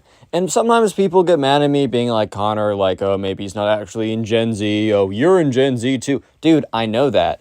I'm not calling him a Gen Z kid necessarily because he is in the he is from Gen Z. I'm calling him a Gen Z kid because of his obsession with TikTok, canceling people on Twitter. You already know how it is. This kid needed to go viral on TikTok. No, he didn't want to. He physically needed to. Bro acted like he got a doctor's prescription that he needed to go viral or he would actually pass away. So, and the Gen Z kid decided that he was going to go viral, and the way that he was going to go viral was going to be, he was going to do something stupid, he was going to record it and post it on TikTok. So anyways, right, some of the boys were just hanging out. Luke, the subscriber, was chilling with them, and that's when the Gen Z kid comes up to them. He's like, guys, you don't want to miss this. And, whenever someone comes up to you and says, you don't want to miss this, I don't know about you, but I'm definitely coming out to see what's up. I'm definitely trying to figure out what's good. If I don't want to miss it, then, man, I don't want to miss it. And so obviously the guys are like, yo, what's up? And the Gen Z kid basically said hey, I'm going to be recording this TikTok and I'm going to go around and I'm going to lick really gross stuff. And Luke's like, dude, what? Don't do that. And the Gen Z kid's like, dude, no, I'm going to be famous on TikTok, bro. I'm going to be rich, which by the way, being famous on TikTok does not correlate to being rich at all. You make $1 per 100 billion views on there. So yeah, good luck, bro. Yeah, so anyways, right, sure enough that, everyone's like, all right, well, we do have to go see this. And Luke says to the Gen Z kid one more time, he's like, bro, I'm telling you this is a bad idea because I don't know about you, but going around looking random stuff in a gross middle school, a gross middle school or high school. I don't know if they were middle school or high school. It was either, Luke didn't tell me specifically, but I'm going to guess it was either middle school, 8th grade or something, or maybe freshman in high school. This is definitely freshman type behavior, if you know what I mean. So yeah, just think about it for a second. This kid's probably going to go to the bathroom. He's probably going to lick on the floor. A lot of gross stuff. And I already told you in the intro, he needs to go to the hospital for how bad it is. But anyways, Luke, you know, kind of begrudgingly goes along. I mean, he does want to see. Like, Luke's not gonna, he tells me, don't make it sound like I'm actually an angel. I'm not a saint here. I definitely did want to see what was gonna go down because, hey, man, life at school apparently is kind of boring for Luke. So he's like, you know what? This is a once in a lifetime experience. Hopefully it is once in a lifetime and this doesn't happen again, or he doesn't surround himself with people who do this again. But yeah, so they go around, and the first place that they go to is the boys' bathroom. So the Gen Z kid hands his phone over to one of the guys, not Luke, but one of the other guys, and says, start recording. So the other guy starts recording, and Luke's like, what's up, guys? Welcome back to a brand new TikTok. Today, I'm going to be doing the Lick Everything Challenge. By the way, that's not a challenge. And also, back when I used to do commentary videos, and I know a lot of my commentary channel friends, when it seems like we've covered so many TikTok challenges, and I feel like every TikTok challenge ends up in something stupid, like the silhouette challenge, where people were literally putting blank on the internet and not even realizing it, or like all these other challenges where people were like dying and stuff. Like, bro, stop. You don't want the TikTok cloud actually isn't that good, bro. It's not that good. I don't know. Do something normal. Go read a book. But anyways, right, so he's like, yeah, guys, we're going to be doing the Lick Everything Challenge, and the first thing I'm going to lick is the bathroom floor right next to the toilet, which, all right, man. I don't know if you guys have been, look, some of you guys might be homeschooled, so let me just tell you a little, let me give you the sauce right now. The guys' bathroom in high school and middle school is so bad. Like, guys' bathroom is honestly one of the worst places ever, especially if you get it towards the end of the day. But even right after, it's like, I don't know, man, I swear, like, I get the cleaning staff clean it every single day, and honestly, shout out to the cleaning staff. They need to deal with the worst stuff, and they get paid so little, so, like, shout out cleaning staff. But I swear, like, I get there 5 minutes after the cleaning staff have gone in, and some guy's already peed all over the floor. How do you miss? Do you need to go to target practice, bro? Like, seriously, what's going on right now? But yeah, anyways, right? So, one of the guys is recording as the Gen Z kid goes up to the toilet, and you guys might be thinking, okay, well, the floor of the bathroom is pretty gross, but dude, I don't just mean anywhere on the floor. I mean right next to the toilet. Which, yeah, right next to the toilet is actually worse than anywhere else on the floor, because think about it. That's where people are missing when they're peeing. That's where if someone has an extra terrible number 2 time, they're gonna be missing a little bit. Oh, it's just so bad, bro. And especially right underneath the toilet, like the cleaning staff probably don't even clean the floors. They're probably more about cleaning the toilet and obviously the toilet, the sink, and maybe they clean the floors like once a week or something. But even if they clean the floors, they're probably not scrubbing all around the toilet because, like, I don't know, man. Whenever I go into public bathrooms or high school bathrooms, it's always like the toilet seat underneath is so grimy, but thankfully you don't have to sit on that or interact with it. But yeah, the kid literally licks at that point. And, the guy's like, oh, man, I wasn't recording. The Gen Z kid's like, dude! And he's like, just kidding, which would have been actually pretty funny if the kid wasn't recording at all. Like, imagine basically giving yourself chlamydia and the guy doesn't even record it so you can post on TikTok for 15 views or whatever. So anyways, right, this is the first place. They hit the guy's bathroom. It's awful. But the challenge doesn't end yet because they're going to 3 locations, bro. So they start walking over. The Gen Z kid is leading them in a new direction. And at this point, like, the subscriber Luke isn't even sure if he wants to keep walking with these guys. Because he's I don't know, he's got a relatively, not easy stomach, but he's queasy pretty easily. And after watching that, like, Luke almost had to run to one of the stalls to use it, bro, to throw up in. Because he just watched some kid lick the grimy-ass seat, bro. Oh, my God. Anyways, right, so yeah, sure enough, Luke is a little bit like, I don't know if I want to go. And I almost called him the Minecraft kid or the spoiled kid. The Gen Z kid brings them to the guy's locker room. If you guys are homeschooled, I'll give you the sauce again.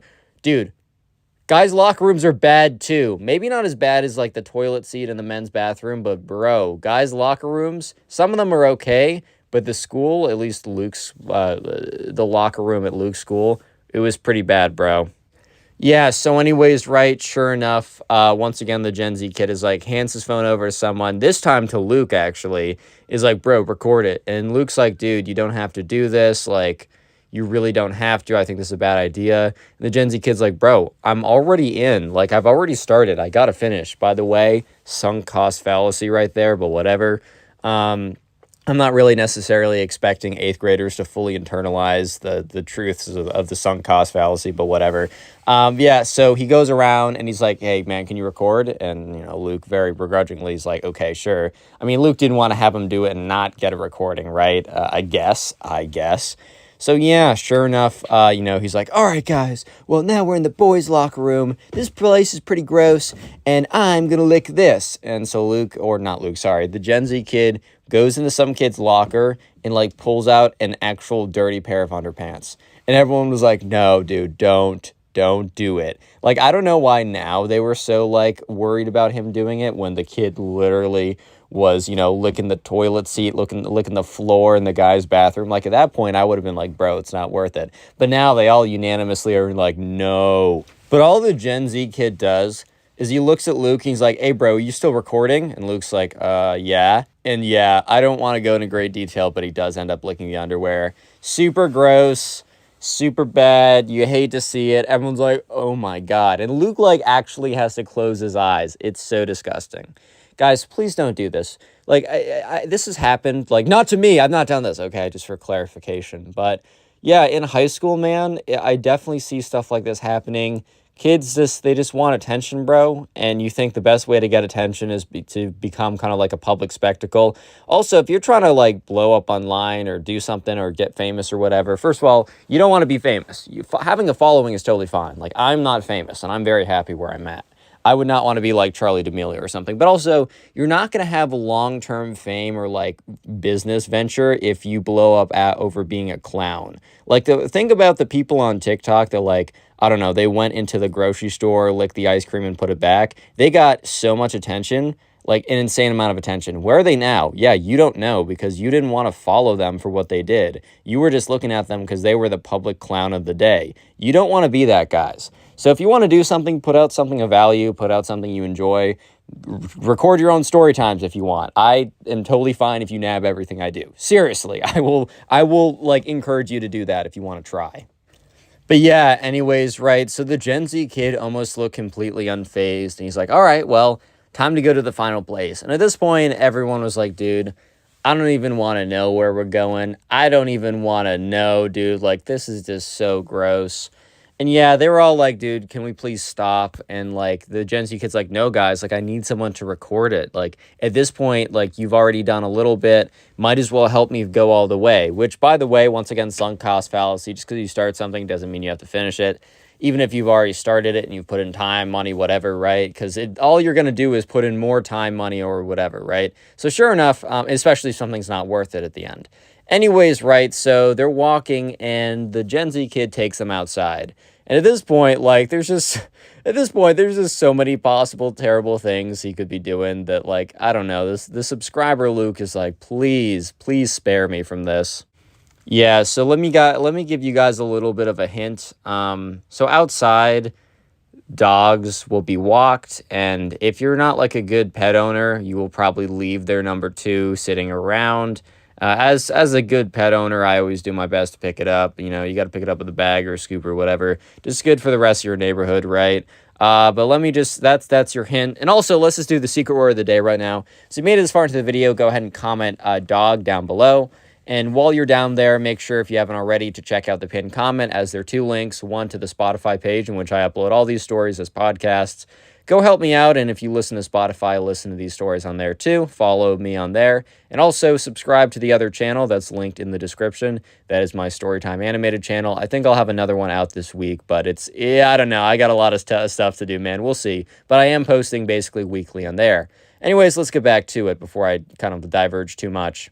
Yeah, so anyways, right, sure enough, the Gen Z kid, I'm not even going to go into great detail because I'm not trying to gross myself out either. But anyways, he brings them outside. He brings them to the place where people normally let their dogs go do their business and not pick it up. At this point, Luke is like, no.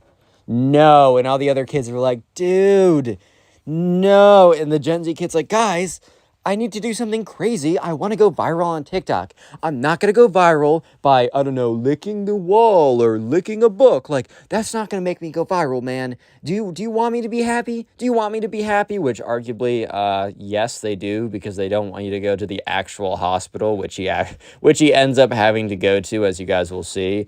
So, they wanted him to be happy. And also, there's no guarantee this video will blow up. I mean, honestly, like, you could post one thing I like that's just true about a lot of social media platforms or just media platforms where you can publish. A lot of times you can make a video that's a lot better than someone else's, but someone else's will just get more attention. There's a lot of factors, but sometimes it's kind of just random. I mean, it really isn't random the more you look into it, but there is, at least in the very beginning stages, there's a bit of luck involved. So you could put a billion years into one video and it might get 10 views. But yeah, so this might even be for nothing, as a little bit of a foreshadowing right there that it might all be for nothing. But I don't want to divulge exactly how much for nothing it actually was. So yeah, sure enough, the guy's like, I need you to record me right now. Yeah, so one of the guys recorded him, licking something that comes out of a dog, but right. And Luke, he's just turning away. For all Luke knows, honestly, even though he saw the video afterwards, for all Luke would have known, he didn't do it because Luke wasn't even paying attention. He turned around. He knew that Luke was like, I'm actually going to have to run to the bathroom and puke if I watch this. This is so disgusting. Which, guys, let me just tell you a little something. In evolution, or like, we've evolved, right, to have kind of like natural mechanisms. When you're grossed out by something, that's probably your body like evolving to make you not want to do something. There's a reason why all these things are gross, because they're also dangerous for you. You can get super sick, as we'll see in 1 second. Yeah, so anyways, the Gen Z kid's like, all right, guys, well, I hope you had fun today. And everyone was like, oh my God, I'm going to be sick. I'm reconsidering everything.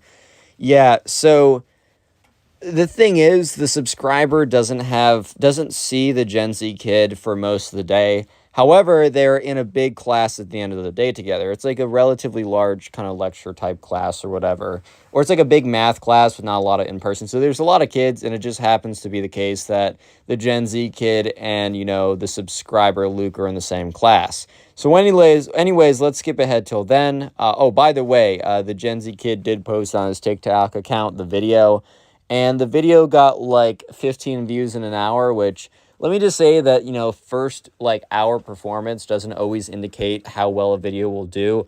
I've had plenty of videos get like, I don't know, 1,000 views in the hour and then end up getting like, I don't know, 500,000 after a year. Like, that happens all the time. However, it can also be a pretty good indicator. Like, if people aren't engaging with your video, they probably won't engage with it later. But anyways, right, so it's got like 15 views in an hour. And so at this point, Luke was actually kind of curious how the Gen Z kid was doing. So Luke sits down in his seat and he looks at the door and he sees the Gen Z kid walk through the door. The Gen Z kid comes in. He is pale. Bro has actually lost all the blood in his face. Yeah, so Luke sees the kid come in. He's pale. He's sweating. And the Gen Z kid actually sits down kind of close to Luke.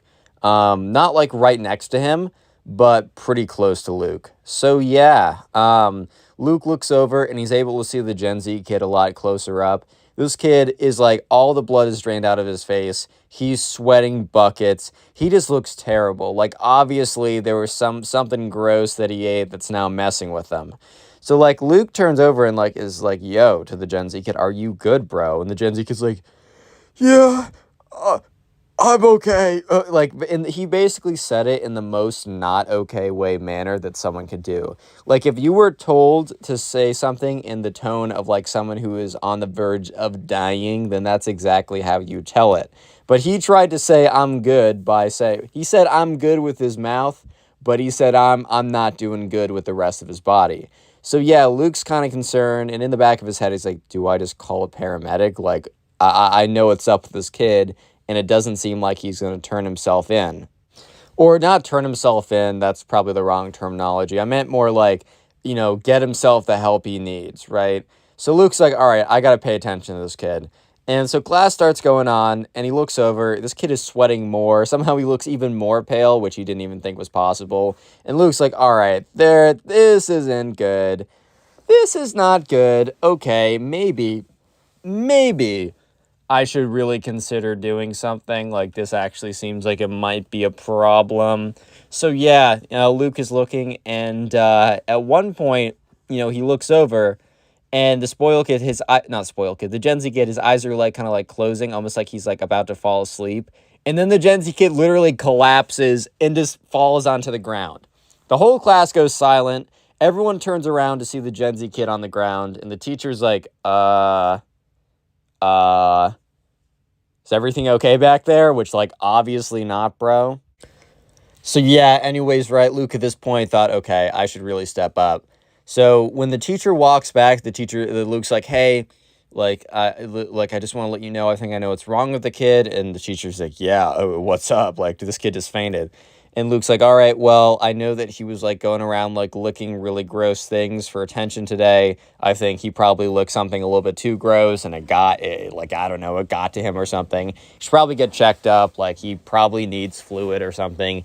So yeah, sure enough, the teacher's like, oh, okay, yeah, this could be serious. Teacher goes ahead and calls like the nurses. The nurses come over. They decide, okay, this is we can't just throw a bag of ice on him and call it a day. Like, we got to actually do something. So sure enough, they go ahead and they call they call like the actual ambulance, whatever. They call the actual hospital. So sure enough, ambulance comes. Dude's stretched out of class. Like, class is over basically at this point. Everyone's just sitting in their seat talking about what's going on.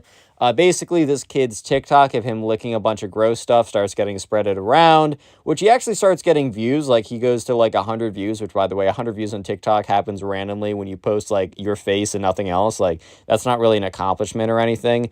But yeah, sure enough, his TikTok gets like posted around a bit more. It actually starts getting traction. Like, it starts getting like 50 views a minute or something. I think the algorithm noticed all the attention. But here's the thing. Here's the plot twist, guys.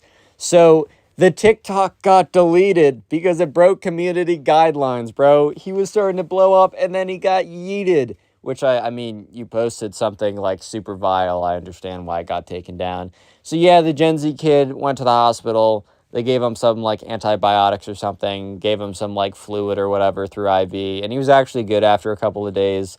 But bro definitely learned his lesson, and it was, like, the most ironic thing was the fact his TikTok got deleted. If you want to support the channel, make sure to go ahead and watch one of the videos on screen right now, and peace.